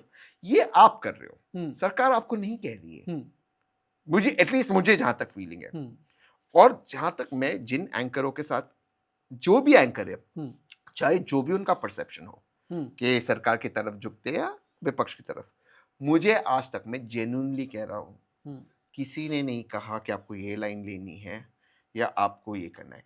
In fact मैं आपको दो नाम देता हूं, नाविका कुमार और सुधीर चौधरी। हुँ, दोनों ने मुझे कहा था, भाई और आपको सरकार की आलोचना करनी चाहिए, आपको और पूछना चाहिए सवाल। ये दोनों, जिनका एक, रूबिका हुँ, लिया हमेशा कहती है नहीं हुँ, तहसीन और आपको सरकार के खिलाफ बोलो। हुँ, ये लास्ट वीक रूबिका और मैं बैठे हुए थे, हुँ, मैंने उसका शो खत्म किया, हुँ, और मेरी कुछ लाइन थी जहाँ मैं कह रहा था ये ठीक की सरकार ने, रूबिका ने ये और आलोचना आपको करनी चाहिए क्योंकि आपकी ये पॉइंट सही है, आपको और फॉर्सफुली।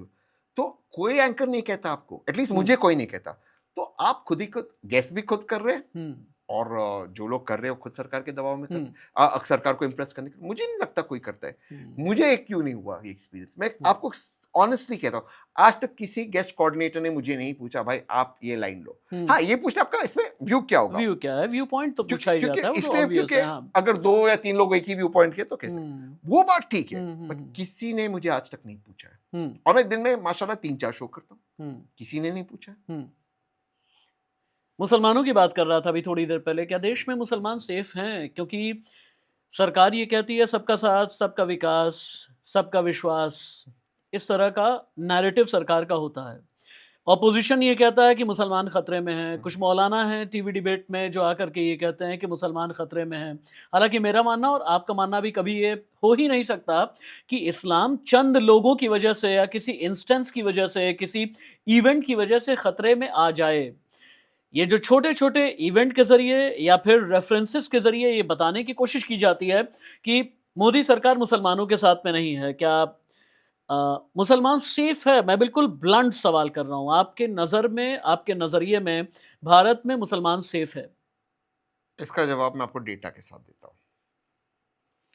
हाल में आयतुल्लाह साहब की शहादत पे बहुत जगहों पे प्रोटेस्ट हुए। 2 मुल्कों में प्रोटेस्ट हुए, एक भारत में हुआ, एक पाकिस्तान में हुआ। पाकिस्तान में 30 मुसलमानों को मारा गया गोली से प्रशासन द्वारा। आयतुल्लाह साहब के लिए वो लोग प्रोटेस्ट कर रहे थे कि अपना विरोधाभास वो कर रहे थे कि आयतुल्लाह साहब की शहादत हुई, जब 28 फरवरी को पहली बॉम्बिंग में उनकी शहादत हो गई। पाकिस्तान एक मुसलमान मुल्क है, रमजान का महीना चल रहा था। भारत में भी प्रोटेस्ट हुए, क्या किसी ने कुछ कहा, कुछ हुआ? प्रॉब्लम कहाँ है भारत में? क्योंकि मैं खुद एक मुस्लिम हूं, मैं इस पॉइंट ऑफ व्यू से कह रहा हूं।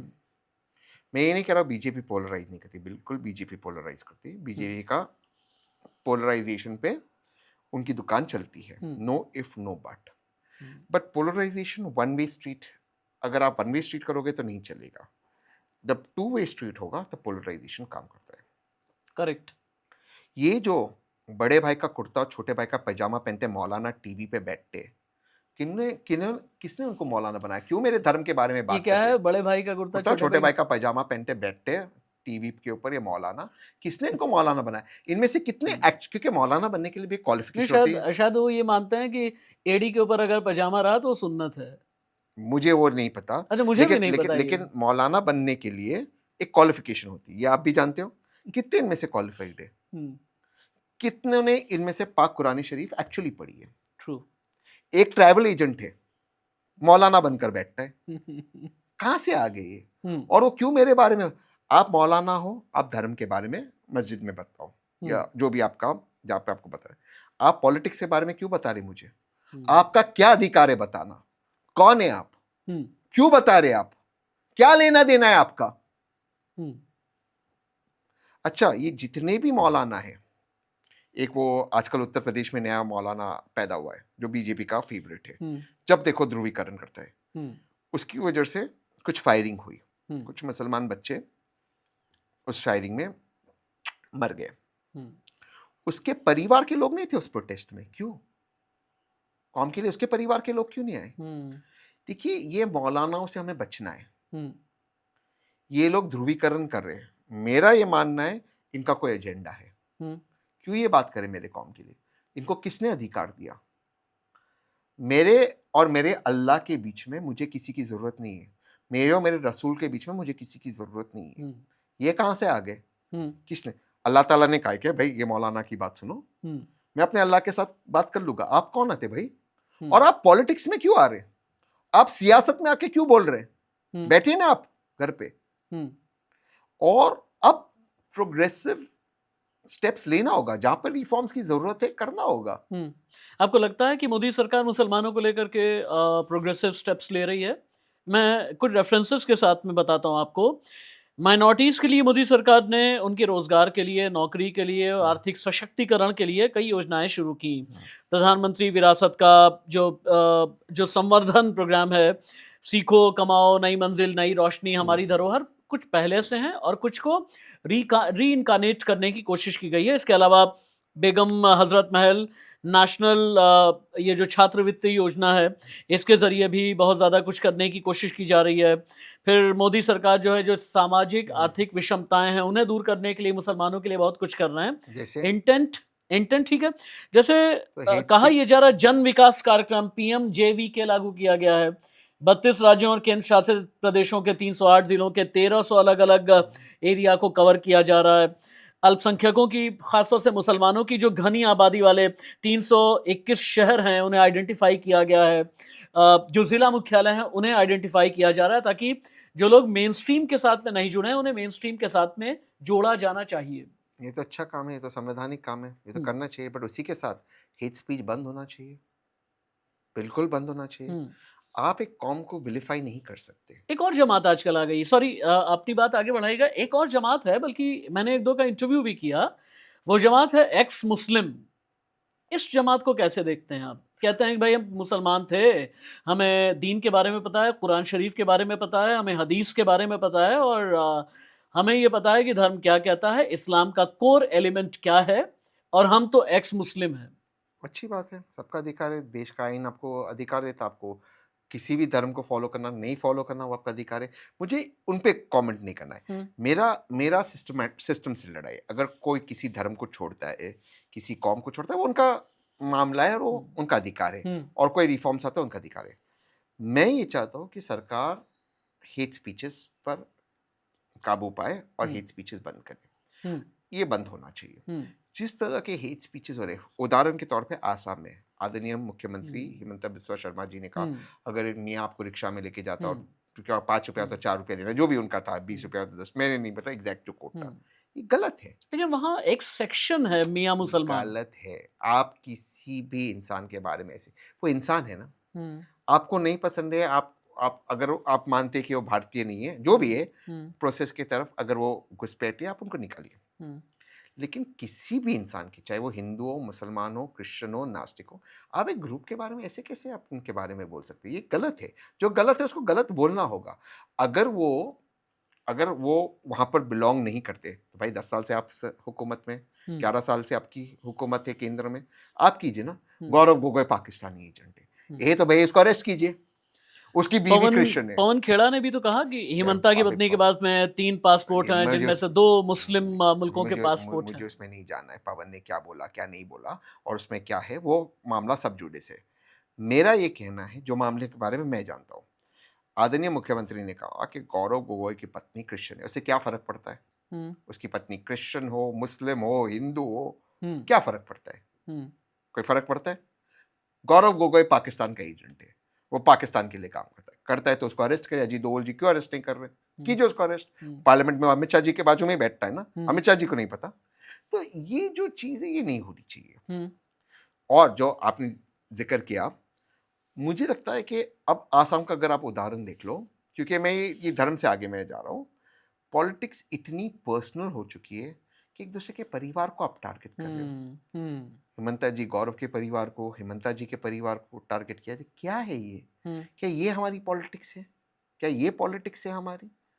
क्या क्या गौरव की पत्नी को टारगेट करते क्या मिला हिमंता जी को? और हिमंता जी की पत्नी को टारगेट करते क्या मिल रहा है? हुँ, ये क्या है? ऐसे थोड़ी पॉलिटिक्स होता है।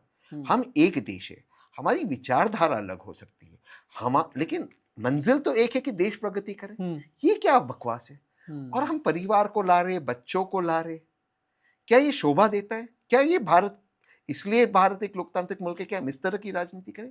हुँ, इसको मैं छिचोरापन बोलता हूँ। हुँ, ये छिचोरापन है। नहीं करना चाहिए परिवार को। परिवार को बाहर रखो। क्या हुँ, परिवार को ला रहे हो?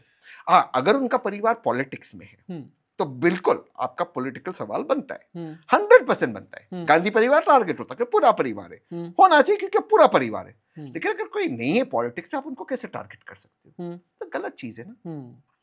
आपकी बातों से सारा रिफ्लेक्शन जो मुझे आ रहा है ना, एक बहुत ही अच्छे इंटेंट का, हिंदी में बोलते हैं सामाजिक समरसता और अंग्रेजी में ये कहते हैं कि जो सोशल ताना बाना है, जो सोशल सिंथेटिक है, वो अपनी जगह पर बना रहना चाहिए। और मैं इसमें एक संगठन की बड़ी तारीफ करूंगा, राष्ट्रीय स्वयंसेवक संघ, जो सामाजिक समरसता की बात करता है और ये भी कहता है कि भाई जो हिंदू कौम है वो बंटनी नहीं चाहिए। वो शब्द अलग हो सकते हैं मोहन राव भागवत जी के या फिर उनसे पहले जितने भी सरसंघ चालक रहे हैं, और मुझे उसमें एक सामाजिक समरसता नजर आती है। ये सामाजिक समरसता कैसी लगती है आपको, नागपुर वाली? ऑनेस्टली मैं बोलता हूँ, लेकिन ये बोलने के बाद मैं ट्रोल बहुत होगा, लेकिन मैं बोल ही देता हूँ, मुझे फर्क नहीं पड़ता, तो मैं बोल देता हूँ। मेरे आरएसएस को लेकर एक परसेप्शन था कि इस संगठन में बहुत सारी गलत चीजें होती हैं, जो एक परसेप्शन था जो हम सुनते आ रहे थे ईमानदारी से।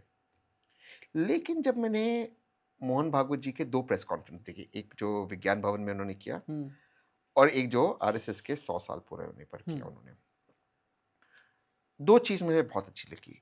हर सवाल का उन्होंने जवाब दिया। मैंने वो प्रेस कॉन्फ्रेंस पूरा, अच्छा मेरा एक प्रॉब्लम है, मैं पढ़ता बहुत हो विस्तार से और हर चीज को मैं डिटेल में, तो मैंने हर सवाल का उन्होंने जवाब दिया, किसी सवाल को छोड़ा नहीं। और जो उन्होंने विज्ञान भवन के प्रेस कॉन्फ्रेंस में उसके बाद 100 साल के प्रेस कॉन्फ्रेंस 100 साल पूरे होने के प्रेस कॉन्फ्रेंस में बोली, अच्छी बातें बोली। उन्होंने यहां तक बोला कि अगर हमें नौकरी देने है, भारत के मुसलमान को दो, बाहर के लोगों को नहीं देना है। इस हद तक उन्होंने बोला। उन्होंने हर सवाल का जवाब दिया। अब मुझे लगता है कि कुछ चीजें हैं जो उनके इतिहास में ठीक नहीं था, मैं मानता हूं, उसकी आलोचना मैंने नहीं की। आज अगर वो एक अलग रास्ता लेना चाहते हैं, एवोल्यूशन होता है, समय से हर चीज का एवोल्यूशन होता है, तो मुझे लगता है कि हमें सुन लेना चाहिए। बातचीत हमेशा सबसे करनी चाहिए, हमें हमेशा हर व्यक्ति से बात करनी चाहिए, दुश्मन से भी बात करनी चाहिए, तो फिर अपने अपने ही है ना, हमारे देश के लोग हैं ना, तो बातचीत क्यों, ये क्यों हम स्टैंड ऑफ क्यों करें? बातचीत करो, जितना आप बातचीत करोगे उतने दरवाजे खुलेंगे। जब मैं, भले मुझे किसी के कल्चर के बारे में नहीं पता, पर जितना मैं बातचीत करूंगा वो मेरे बारे में समझेगा, मैं उनके बारे में समझूंगा, तब हम एक हो गए। अच्छा तहसीन भाई, बड़े चैनल बड़ी ब्रेकिंग देते हैं, हम तो बहुत छोटे लोग हैं, बहुत गुर्बत में जीने वाले लोग हैं। मैं अल्लाह से दुआ करूंगा आपके जैसे छोटा बनाए मुझे। और मैं वेंचर कैपिटलिस्ट से भी अभी बात करूंगा, अभी आपको छोड़ने वाला नहीं, मुझे पता है कि रात काफी हो गई है, लेकिन मुझे ऐसा क्यों लगता है कि हम जैसे गुर्बत से अपना चैनल चलाने वाले लोगों के लिए गुर्बत वाली एक ब्रेकिंग न्यूज मिल गई है कि अब तहसीन पूनावाला को नमस्ते सदावत्सले मातृभूमि पसंद आने लगा है, नागपुर पसंद आने लगा है। मुझे वो तहसीन पूनावाला जो ये कहते थे कि संघ का अपना कुछ भी नहीं है, उनका ओरिजिनल कुछ भी नहीं है, Correct. उन्हें अब उनमें एवोल्यूशन नजर आने लगा है। मोहन भागवत जी के प्रेस कॉन्फ्रेंस है, उसके बारे में मैंने बात भी की है। मैं ये मानता हूं, क्योंकि मैं जो अपने आप को विजुअलाइज करता हूं, मुझे लगता है कि मुझे अगर मौका मिले तो मुझे गवर्नेंस में कभी आना है, तो मुझे लगता है अगर मैं गवर्नेंस में आऊँ तो मैं कैसे रहूँ। तो जिन लोगों से मेरे डिफरेंसेस है, मैं आज भी आरएसएस से बहुत डिफरेंसेस रखता हूँ, बहुत चीज़ों पे रखता हूँ, including in their role past में, लेकिन आज अगर कोई चीज अच्छी कोई कह रहा है तो मुझे उसकी तारीफ करनी चाहिए, उससे यानी सुनना चाहिए। माधव सदाशिव गोलवलकर की आरएसएस आपको पसंद नहीं था, बिल्कुल। हेडगेवार का आरएसएस पसंद नहीं बिल्कुल था, नहीं था। रजू भैया अगर का अगर आरएसएस पसंद अगर नहीं आप था, कहो, अगर आप केसी सुदर्शन का आरएसएस पसंद नहीं था, और मोहन राव भागवत का आरएसएस, वो आरएसएस जो अभी प्रधानमंत्री नरेंद्र मोदी के कार्यकाल के दौरान का है, वो मोहन राव भागवत वाला आरएसएस आपको पसंद आने लगा है। कोई भी संगठन जो कहेगा कि तिरंगा अशुभ है, मुझे पसंद नहीं है। कोई भी संगठन जो कहेगा कि भारत के संविधान आइन में कोई भी भारतीयता नहीं है, मुझे वो पसंद नहीं है। अगर आप उस चीज को एक्सेप्ट करते हैं, आपको एक्सेप्ट करना होगा। मेरे तिरंगे के सामने सर झुकाना होगा, मेरे आइन को, मेरे बाबा साहेब आम्बेडकर के संविधान को आपको मानना होगा। बस मेरी बहुत छोटी शर्तें हैं। आज तो बाबा साहेब आम्बेडकर की जयंती भी है, संविधान को मानना होगा। मैं बहुत सिंपल चीजें कहता हूँ। अच्छा, आप पर्सनालिटी में बहुत बैलेंस्ड अप्रोच के साथ में बात भी करते हैं, और आपकी पर्सनालिटी मैंने देखा है कभी भी हिलती नहीं है। और जब आपके बारे में थोड़ा सा मैंने और जानने की कोशिश की तो पता ही चला कि आप तांत्रिक साधना भी करते हैं, है ना? तांत्रिक साधना, मेडिटेशन, यानी अपने आप को फिजिकली भी फिट रखने की कोशिश करते हैं, मेंटली भी और स्पिरिचुअल पॉइंट ऑफ व्यू से भी फिट रखने की कोशिश करते हैं। आप तांत्रिक साधना भी करते हैं। प्रधानमंत्री जी के बारे में भी ये बात कही जाती है कि वो भी साधना में लीन होते हैं, मेडिटेशन वो भी करते हैं। वैसे ही करते हैं आप, जैसे प्रधानमंत्री गुफा में जा करके करते हैं, उसी तरह से आप भी करते हैं कुछ साधना? और मैंने प्रधानमंत्री जी की साधना कभी देखी नहीं, एक्सेप्ट वो टीवी पे एक बार हाँ वही देखी थी। वही हाँ, मैं एक उसी बार की बात टीवी, कर रहा हाँ, हूँ, मैंने भी वो वही बात, देखी है क्योंकि हाँ, वो एक मैंने कहा बार ना मैं बहुत बहुत बाकी में गुर्बत नहीं। में जीने वाला छोटा मोटा इंसान हूँ, मैं इतना करीब से पीएम को नहीं जानता, लेकिन हाँ वो गुफा वाली तस्वीर देखी है, तो हाँ, अभी वैसी ही साधना करते हैं। हाँ, लेकिन मैं शमशान वगैरह जाता हूँ। चाहते हैं आप? हाँ, मैं शमशान में साधना अच्छा, करता हूँ। क्या मिलता है ठीक है। शमशान में? क्योंकि ह्यूमिलिटी, हम ह्यूमिलिटी, अच्छा, कि आप राजा हो या रंक हो, आना चोर यही है। चोर हो या पुलिस हो, पैसे वाले हो या गरीब हो, वाह! काले हो या गोरे हो, आदमी हो या औरत हो या थर्ड जेंडर हो, आना यही है। क्या बात है। यही सच्चाई है दुनिया की, और कोई सच्चाई नहीं। हुँ, जिस क्षण आप पैदा होते हैं, उस क्षण तय है कि एक दिन आपको जाना है। और हुँ, जिस क्षण आप पैदा होते हैं, उस क्षण तय है आपको जाना है एक दिन। हुँ, खत्म। हुँ, तो फिर क्या है? वहाँ पे हम ह्यूमिलिटी मिलती है। बहुत सारी लोग तंत्र को मिसअंडरस्टैंड करते हैं। ब्लैक मैजिक, वूडू, ये सब चीज़ हुँ, समझते हैं। हुँ, कुछ साधनाएँ हैं ऐसी जिसमें कुछ ताकत है, मैं उसमें नहीं जा रहा हूँ। हुँ, बट तंत्र है गोइंग इनसाइड, आपको अंदर जाना है, भीतर आपको रिफ्लेक्ट करना है। हुँ, तंत्र क्या है? तंत्र शिवा और माँ पार्वती के बीच में एक कन्वर्सेशन है। हुँ, दोनों के बीच में एक वार्तालाप है, जहाँ माँ पार्वती भगवान शिव से सवाल पूछती है, कायनात के सवाल पूछती है, और शिवा उनको जवाब देते हैं, और उस जवाब में 112 तरह की ब्यूटीफुल। साधना। हुँ, यही तंत्र है। आपको भीतर जाओ, जितना आप भीतर जाओगे आप देखेंगे पूरा संसार आपके अंदर है। हुँ, और आज साइंस ये बात आपको बताता है कि आप में वही एलिमेंट्स है जो यूनिवर्स में है। हुँ, आप वही हो, आप उस यूनिवर्स का पार्ट हो। हुँ, आप पूरा एक यूनिवर्स का पार्ट हो। ये सब हमारी किताबों में लिखा है। ये आज साइंस इस चीज को मानता है। ये तंत्र है। शिवा आपको दिखाते कैसे अंदर जाना है, खुद के अंदर जाना है, और जितना आप खुद के भीतर आप जाओगे, आप उतना बाहर आप और ग्रो करोगे। हुँ। तो दैट्स व्हाई मैं करता हूँ।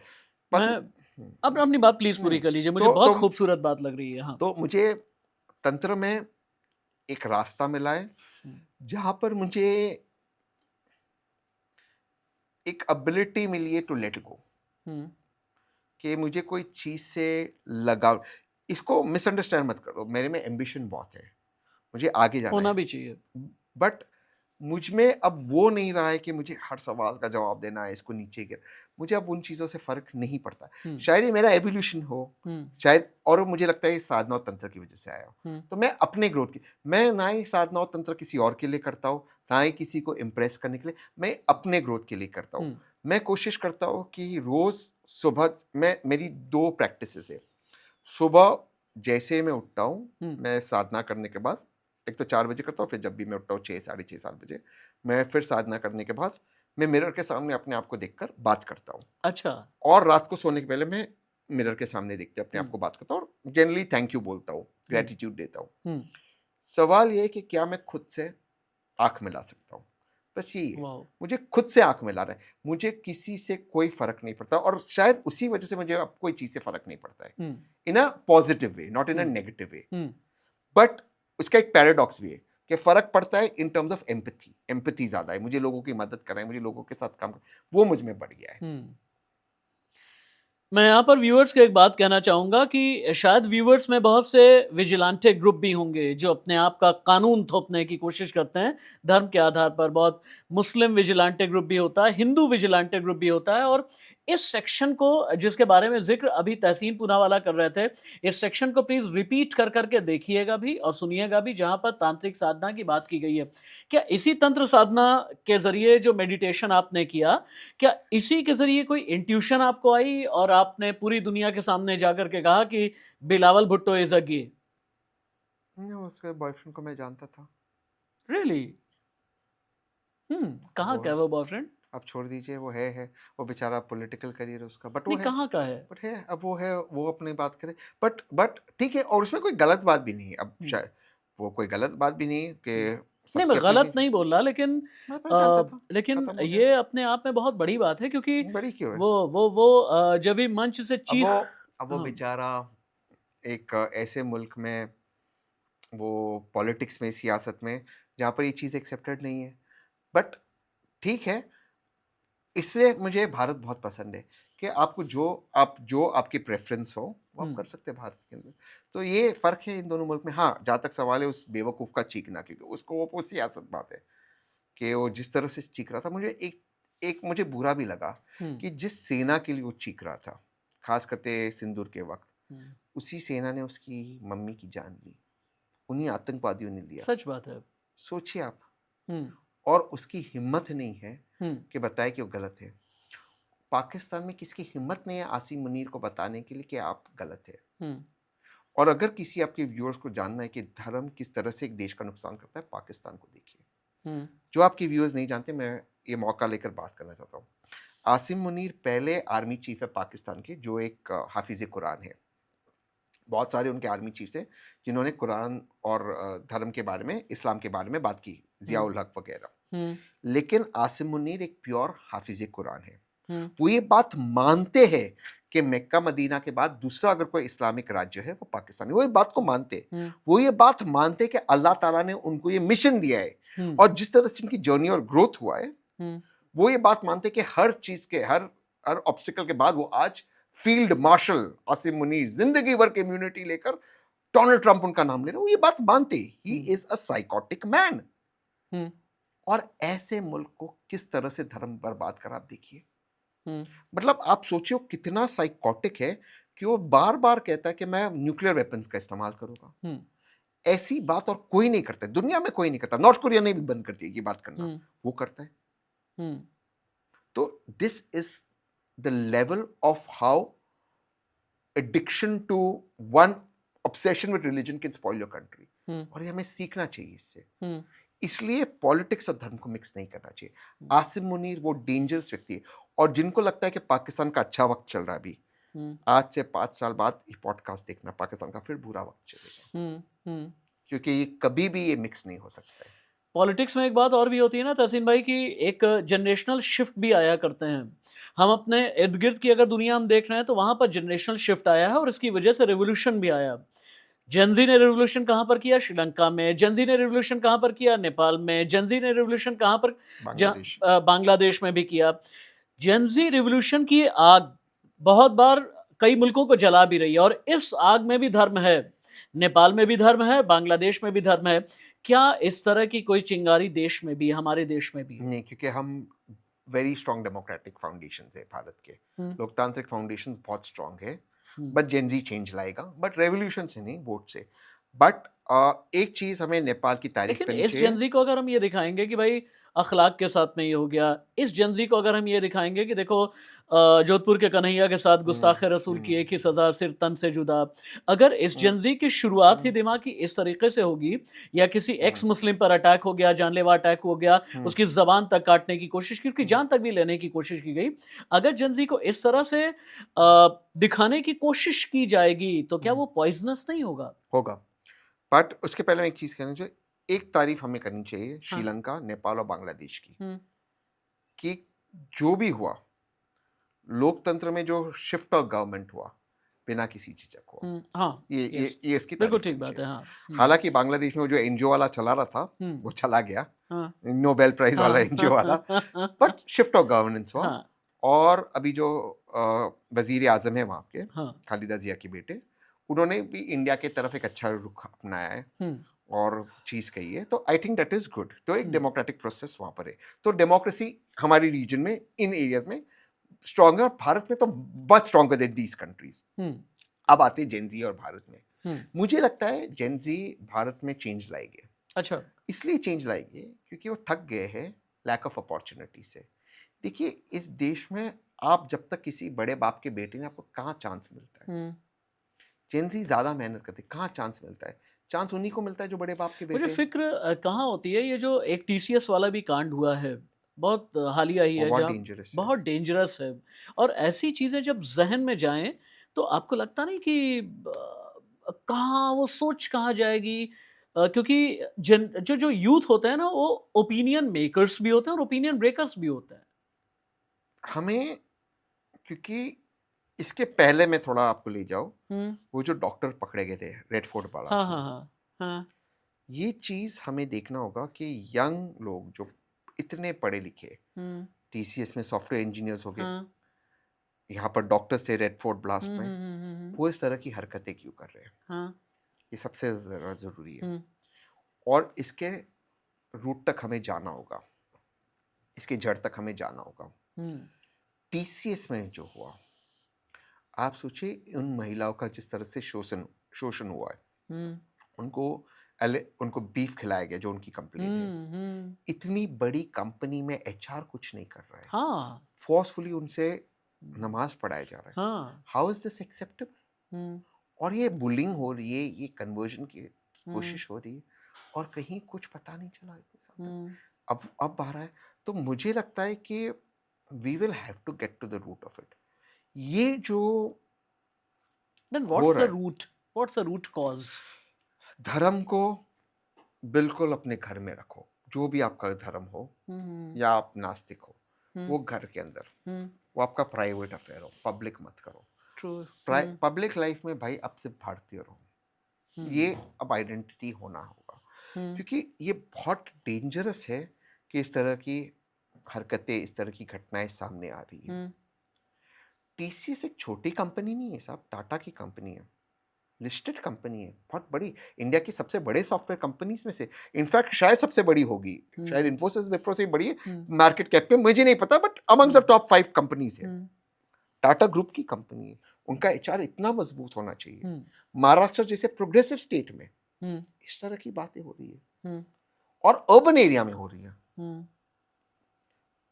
दिल्ली में रेड फोर्ट जो ब्लास्ट हुआ, वो डॉक्टर्स थे दिल्ली में, और उसका वीडियो आपने देखा होगा, जो वो ब्लास्ट में मर गया गाड़ी में, जो उसने जिहाद को जस्टिफाई करा।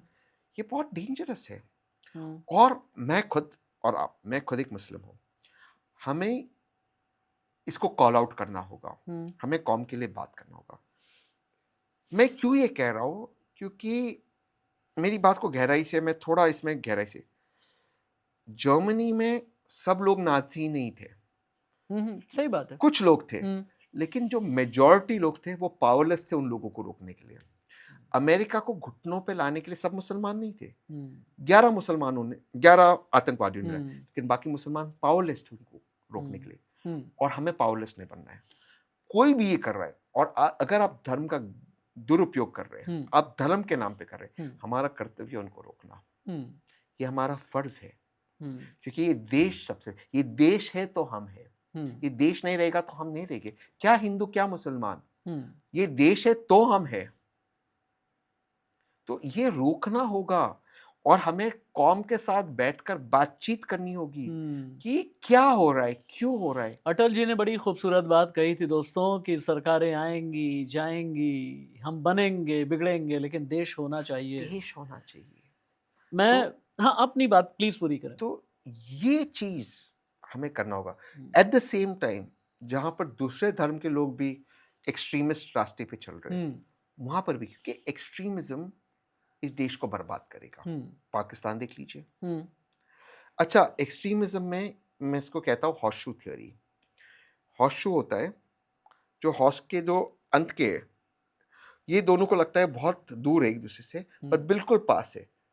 एक राइट विंग एक्सट्रीमिस्ट और एक लेफ्ट विंग एक्सट्रीमिस्ट, एक इस साइड का एक्सट्रीमिस्ट, एक उस साइड का एक्सट्रीमिस्ट, उनको लगता है हम विपरीत है, पर बिल्कुल एक दूसरे के सिमिलर है। तो एक्सट्रीमिज्म इस देश को बर्बाद करेगा। ये देश इसलिए आबाद है क्योंकि हम सब एक दूसरे के साथ डाइवर्सिटी में खुशी खुशी रहते हैं। ये हमें हमेशा बचा अरे तहसीन भाई, हम छोटे थे, हमारे घर में रामायण चलता था, पूरा मोहल्ला साथ में बैठ करके देखता था, महाभारत हम साथ में देखा करते थे। प्रोग्राम के कंक्लूडिंग पार्ट में मैं 3 चीज़ों पर अलग अलग बात करना चाहता हूँ। जैसा मैंने कहा था कि मैं एक वेंचर कैपिटलिस्ट से भी बात करना चाहता हूँ। हालांकि याद रखिएगा, वेंचर कैपिटलिस्ट अलग होता है, क्रोनी कैपिटलिज्म पॉलिटिक्स में जो इस्तेमाल किया जाता है, चहेतों का पूंजीवाद, वो अलग होता है। ये पूंजीवादी चहेतों वाले नहीं है, क्योंकि शुरू में ही इन्होंने कह दिया था कि इन्हें सबसे ज्यादा एलर्जी नेपो किड्स से है। अगर उनमें खासियत या एफिशिएंसी नहीं है तो और सबसे ज्यादा क्रिटिसिज्म में निर्मला सीतारमण जी का करता है, मुझ पे कोई फेवर होने वाला नहीं है। तो मैं एक वेंचर कैपिटलिस्ट से यही पूछना चाहता हूँ, क्योंकि बीच में आपने टैक्सेशन की बात की और बहुत देसी तरीके से आपके सामने रख रहा हूँ। वेंचर कैपिटलिस्ट पैसा कमाने वालों के लिए क्या कहना चाहेगा? भाई, आज की तारीख में शेयर्स में लगाए, पैसे गवा दिए, सोना चांदी में लगाए, पैसे गवा दिए, क्रिप्टो में लगाए, पैसे गवा दिए, एमएसएमईज के माध्यम से अगर मान लीजिए हम कोई छोटा मोटा धंधा करने की कोशिश कर रहे हैं, कुछ लोग ये कहते हैं कि आधों को नोटबंदी ने मार दिया, बाकियों को जीएसटी ने मार दिया, यानी देश में क्या पैसा बनाने और पैसा कमाने का जरिया नहीं रह गया। इसीलिए टैलेंटेड लोग देश छोड़कर जा रहे हैं। अभी आपको ईज ऑफ डूइंग स्टार्टअप्स तो हैं इतने अच्छे अच्छे, क्या जबरदस्त स्टार्टअप्स आ रहे एआई हैं। फिनटेक बताइए मुझे, सारे दुबई में रजिस्टर हो रहे हैं। हाँ। क्या है आपकी क्रिप्टो पे, आप बताएं, क्रिप्टो पे पॉलिसी बताएं सरकार की, क्रिप्टो लीगल है या इलीगल है, कि निर्मला जी टैक्स तो लेती है? अच्छा, मैं भी अभी तक समझ ही नहीं पाया कि क्रिप्टो हमारे यहाँ लीगल है या इलीगल है। पर टैक्स देना है, और टैक्स देना है, लेकिन क्योंकि क्योंकि रेगुलराइजेशन नहीं करेंगे। क्योंकि सरकार उसको रख रही है कल आपको फंसाना हो, ये नहीं होता है। हम्म, आपको genuine ease of doing business करना होगा देश हम्म, के अंदर, वन वन स्टॉप लाइसेंस, और आपको एनकरेज कर, देखो जो लोग बिजनेस करते हैं वो इस देश को आबाद करेंगे, और इस देश को आबाद करेगा सर्विस इंडस्ट्री। जैसे जैसे देश बढ़, जैसे जैसे टेक्नोलॉजी बढ़ती है, हम्म। मैन्युफैक्चरिंग में रोबोट्स आएंगे, टेक्नोलॉजी आएगी, लोगों की ज़रूरत कम होगी। आपको नॉन लैंड, आ ही गया। मैं आपको बताऊं, आज ही मैंने एक वीडियो देखा जहां पर किसी फैक्ट्री में टेलर्स हैं, बिल्कुल लाइन से टेलर्स, उन्हें यहां पर AR VR सिस्टम लगा दिया गया है कि भाई अपना टेलर का काम आप करते रहें, लेकिन एआई वो जो सीख रहा है। डेटा, हाँ, वो जो डेटा है, वो एक दर्जी का जो डेटा है कहीं और जा रहा है MNC के पास में, और उसी के जरिए AI और रोबोटिक्स का इस्तेमाल करके शायद इंसान कल को हट जाएंगे। बिल्कुल। हम्म, फिर आप देख लीजिए कि अगर हमें 10 या 11% भारत को ग्रो करना है, हम्म, जो लैंडलेस लेबरर्स है एग्रीकल्चर में, जिनके हम्म, पास ज़मीन नहीं है हम्म, एग्रीकल्चर में, उनको हमें एग्रीकल्चर से बाहर निकालना होगा, क्योंकि 60% देश आज एग्रीकल्चर पे आज भी डिपेंडेंट है। हम्म, तो उनको पहले निकालना होगा, हम्म, तो वहाँ पे टेक्नोलॉजी आनी होगी एग्रीकल्चर के अंदर, हम्म, और उनको बाहर निकाले तो उनको कहाँ अकोमोडेट करेंगे, सर्विस इंडस्ट्री में। हम्म, तो सर्विस इंडस्ट्री आपके जीडीपी को ड्राइव करेगी। सर्विस इंडस्ट्री क्या होती है? पॉडकास्ट सर्विस इंडस्ट्री है। ये हम्म, पॉडकास्ट स्टूडियो जिसने खोला, ये सर्विस इंडस्ट्री है। हम्म, एक परमिशन आपको चाहिए, लेकिन इस पॉडकास्ट स्टूडियो को भी सरकार बंद कर सकती है एक सेकंड में, कोई ना 100 वायलेशन निकाल देगी सरकार। हम्म, ये नहीं होना चाहिए। हम्म, तो यू हैव टू, देश में ईज ऑफ डूइंग बिजनेस होना चाहिए। हाँ, मैंने एक परमिशन ली, मैं धंधा चला रहा हूँ, मैं टैक्स भर रहा हूँ, मेरी इज्जत होनी चाहिए, मेरी रिस्पेक्ट होनी चाहिए, हम्म, खत्म। और आपको लोगों को एनकरेज करना चाहिए कि आप बिजनेस करो, छोटे छोटे उद्योग चलाओ, मीडियम उद्योग चलाओ, और सरकार आपके साथ पार्टनर बनना चाहिए। हम्म, सरकार पार्टनर बनती है पैसे लेने में, हम्म, लेकिन जब आप पे मुश्किल आती है, सरकार को आपकी मारनी होती है, तो मार देती है, हम्म, तब पार्टनरशिप भाड़ में गया। हम्म, ये नहीं होना चाहिए। उदाहरण के तौर पे राशिद भाई, इस पॉडकास्ट स्टूडियो को पकड़ लीजिए, इसका हम्म, मालिक 30-35% टैक्स देता होगा बेचारा, हम्म, जितने भी यहाँ पे इक्विपमेंट है उस पर GST दिया होगा, हम्म, इतना खर्च किया, इतना इन्वेस्टमेंट किया, हम्म, कल सरकार कोई भी बहाने से कोई ना कोई कानून निकाल तो उसको बंद कर सकती है। इसका फेलिसिटेशन नहीं करेगी कि वो स्टूडियो चला रहा है, 4 लोग यहाँ काम कर रहे हैं, इतना पॉडकास्ट हो रहा है, इतना वो हो रहा है, हम्म, बंद कर सकती है अगर सरकार चाहे तो। ये ताकत सरकार के पास नहीं होना चाहिए। हम एक लोकतांत्रिक मुल्क है, हम्म, ये गलत है। हम्म। तो इस चीज़ पे मुझे ऑब्जेक्शन है। आखिरी अपने कंक्लूडिंग पार्ट में मैं दो चीज़ों की ज़रूर बात करूंगा, क्योंकि तहसीन पूनावाला, एक बात तो मुझे समझ में आती है कि भाइयों के भाई हैं, दोस्तों के दोस्त हैं। राहुल गांधी के साथ में बीच में हमने बात तो की है, राहुल गांधी के साथ में मेरे ख्याल से आपके रिश्ते बहुत अच्छे हैं, और एक कोलीग के तौर पर भी, एक को वर्कर के तौर पर भी, और साथ ही एक बहुत अच्छे और अजीज दोस्त के तौर पर भी, है ना? मैं उनकी बहुत इज्जत करता हूँ। हम्म, मैं मानता हूँ कि उनकी नीयत साफ है, हम्म। और वो चाहते हैं कि भारत में कुछ अच्छा हो। राहुल गांधी को लेकिन जब सरकार बुलाती है पहुंचते नहीं है, 15 अगस्त को लाल किले पर जाते नहीं है, CGI के शपथ ग्रहण में जाते नहीं है, उनके ऊपर आरोप ये लगाया जाता है कि वो खुद की तो लुटिया डुबो ही देते हैं। उद्धव ठाकरे के साथ आए तो उन्हें भी डुबो देते हैं, शरद पवार के साथ आए उन्हें भी डुबो देते हैं, अरविंद केजरीवाल के साथ जाएं तो उन्हें भी डुबो देते हैं, तेजस्वी के साथ जाएं तो उन्हें भी डुबो देते हैं। नहीं, इस बात में सच्चाई इसलिए में नहीं है पूरी तरह से। हम्म, पॉलिटिक्स इतना सिंपल नहीं होता है। हम्म, जितने भी क्षेत्रीय दल है, वो चाहेंगे कि कांग्रेस खत्म हो जाए ताकि वो और बीजेपी रहे। ये क्षेत्रीय दल कहाँ से आए? हम्म, आपने शरद पवार साहब का उदाहरण दिया, वो कहाँ से आए? ममता बनर्जी मैम कहाँ से आई? हम्म, सारे तो कांग्रेस से आए। हम्म, और ये तो कांग्रेस, दे वुड प्रेफर कि कांग्रेस खत्म हो जाए और वो और बीजेपी का मुकाबला हो, राज्य में वो रहे, केंद्र में बीजेपी। वो क्यों चाहिए कांग्रेस? और अगर कांग्रेस बढ़ेगी तो कौन खत्म होगा? तो ये थोड़ा सा कॉम्प्लेक्स है, इतना सिंपल नहीं है। मैं ये नहीं कह रहा हूँ कि केवल वो गलत है, बट आई एम सेइंग कि पॉलिटिक्स बहुत सिंपल है। हम बहुत कॉम्प्लेक्स है, हम कभी इसको बहुत सिंप्लीफाई कर देते हैं। इफ़ यू परमिट, बिल्कुल आखिर में मैं रिश्तों को लेकर के बात कर रहा था। क्या राजनीति में ने भाई भाई को दूर किया? हालांकि बीच में कुछ इंटरव्यूज़ में ऐसा भी आपने कहा कि जब आप पिता बने तो शहजाद ने कॉल भी किया, लेकिन हाँ, एक वक्त ऐसा भी आ गया था जब आप दोनों के कॉल ब्लॉक्स हो गए थे, हाँ, आपने उन्हें ब्लॉक कर दिया, शहजाद ने आपको ब्लॉक कर हाँ। दिया। क्या पॉलिटिक्स ने दूर किया या कोई और बात थी? बहुत सारी चीज़ थी, पॉलिटिक्स एक वजह थी। हम्म, बट पॉलिटिक्स की वजह से मैं किसी से बात करना बंद करूँ ऐसा नहीं है। बट वो बहुत सारी बातें पब्लिक डोमेन में आई थी, उससे ना आए इसलिए हम बात नहीं कर रहे थे। Let's be clear. हम्म, ऐसा नहीं कि वो बीजेपी में गया इसलिए, बात नहीं करूँगा, मैं तो बीजेपी में बहुत अच्छे दोस्त हैं। सवाल है कि पब्लिक डोमेन में मुझे लगता है कि परिवार की बातें नहीं आनी चाहिए, और अगर आपका किसी के साथ नहीं बनता है तो ठीक है, बात मत करो, उसमें कोई गलत बात नहीं है। हाँ, बट जब मेरा बेटा, और अब भी झूठ क्यों बोलो, वो तो मेरे बेटे से टच में, मेरी वाइफ और बेटे से हो तो उसके फोटोज़ वीडियोज़ देखते रहता है। मेरा बेटा भी बहुत, अभी मेरी मम्मी का एक्सीडेंट हुआ तो शहजाद था पूना में, तो मेरा बेटा तो चाचू करते ख़त्म, वो उसके पास ही रहता है, तो ठीक है, वो चीज़ में वो हमारा नहीं बनता है, but that should not affect the rest of the family. अभी भी नहीं बनती? नहीं, क्योंकि हमारे दोनों के स्ट्रॉन्ग पॉइंट्स ऑफ व्यू बहुत स्ट्रॉन्ग है। I think in some time बनेगी, बट पब्लिक डोमेन में कोई बात नहीं आनी चाहिए, इसलिए हम इट्स बेटर। ऐसा नहीं कि दुश्मनी है, अगर उसको कल मेरी ज़रूरत होगी, मुझे पता है वो होगा, मैं होगा, बट बातचीत अगर नहीं हो तो ठीक है। आई थिंक वो बेटर है रादर देन बिटरनेस। ये सिर्फ ऑप्टिक्स के लिए तो नहीं है ना, ऐसा तो नहीं? साहब हम इतने पब्लिक लाइफ में है, कभी आपने देखा हमें साथ में, तो यार पब्लिक लाइफ तो कैसे हो सकता है? आज मेरे साथ 4 लोग रहते हैं, उसके साथ I'm sure 3-4 लोग हो, कैसे हो सकता है सर? सब जगह कैमरा है, दैट्स नॉट, ये 100% ट्रू है, बट इट्स ओनली कि इसकी कभी कभी क्या होता है, किसी रिश्ते में आपका नहीं बनता है तो इट्स बेटर कि आप बात ना करो और let it cool down, that's it, nothing more, nothing bad towards it, no ill will, और उसको भी नहीं है मेरी तरफ, क्यों होगा? मैं तो मानता हूँ भाजपा का बेस्ट प्रवक्ता है सुधांशु जी, और वो उसमें क्या है? मैं मानता हूँ Congress did a mistake losing him, मैं बिल्कुल मानता हूँ, क्या टैलेंटेड है वो, कौन सी बात को कहाँ घुमा लेता है। कभी कभी मैं भी सोचता हूँ यार ये क्या भूल रहे हैं, बट वो घुमा देता है, तो बढ़िया है वो। आखिर में एक वेंचर कैपिटलिस्ट, एक पॉलिटिकल एनालिस्ट, एक कांग्रेस सपोर्टर, एक बीजेपी सरकार विरोधी, एक आरएसएस, आज वाली आरएसएस का सपोर्टर, मैं सपोर्टर नहीं हूँ। अच्छा, सपोर्टर नहीं है, एवोल्यूशन को बस पसंद कर रहे हैं थोड़ा सा। हाँ, अगर वो कह रहे हैं कि देश सबका है तो मुझे पसंद है। तो इतने रोल में आपके साथ में बात हुई है, अगर कोई अंतिम मैसेज आप व्यूवर्स को देना चाहें तो दे सकते हैं। बस एक लास्ट मैसेज कि ये देश हमारा देश है, हमारे बहुत सारे डिफरेंसेस हो सकते हैं एक दूसरों के साथ, लेकिन देश तो हमारा है। हमें पूरी कोशिश करनी चाहिए कि देश आगे बढ़े, देश तरक्की करे, देश आबाद हो, और देश आबाद होगा तो हम सब आबाद होंगे। तो देश के लिए आप करते रहो। व्यूवर्स, एक बात मैं ये कहना चाहूँगा इससे पहले कि मैं शुक्रिया कहने की रवायत पूरी करूँ। तहसीन पूनावाला से आप एग्री या डिसएग्री हो सकते हैं, लेकिन मैं पर्सनली इनके लिए कुछ बातें कहना चाहूँगा। मैंने इतना प्यारा गेस्ट, हालांकि मेरे सभी गेस्ट का मैं बहुत सम्मान करता हूँ, लेकिन मैंने बहुत प्यारा गेस्ट तहसीन पूनावाला में देखा। कमिटमेंट इस लेवल का, मैं सच बता रहा हूँ, हालांकि तहसीन और मेरा साथ आज का नहीं है, पिछले लगभग 10 साल का होगा। टेलीविजन में हम लोग बहुत बार मिल चुके हैं।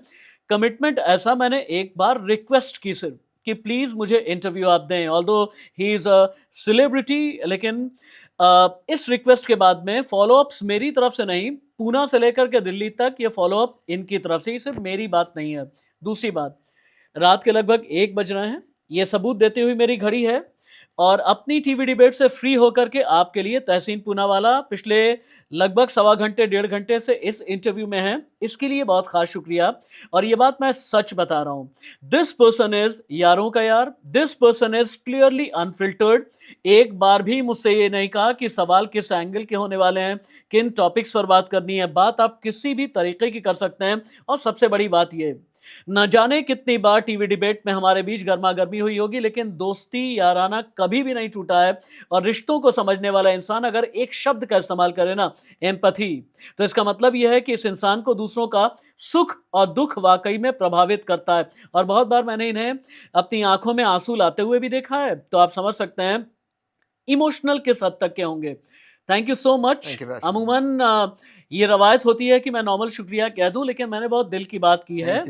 और बहुत बहुत शुक्रिया अपनी पूरी टीम की तरफ से कि इतनी रात तक आप हैं। Gratitude to you, to your family. Aunty का बहुत ख्याल रखिए, भाभी का बहुत ख्याल रखिए, आपके बच्चों को बहुत ज़्यादा दुआएं। Thank you so much. और इस उम्मीद के साथ कि आपका आने वाला कल आज से कहीं ज़्यादा बेहतर होगा। बहुत हंसते रहिए, खुश रहिए, और मुझे मेरी पूरी टीम को इजाज़त दीजिए। नमस्ते।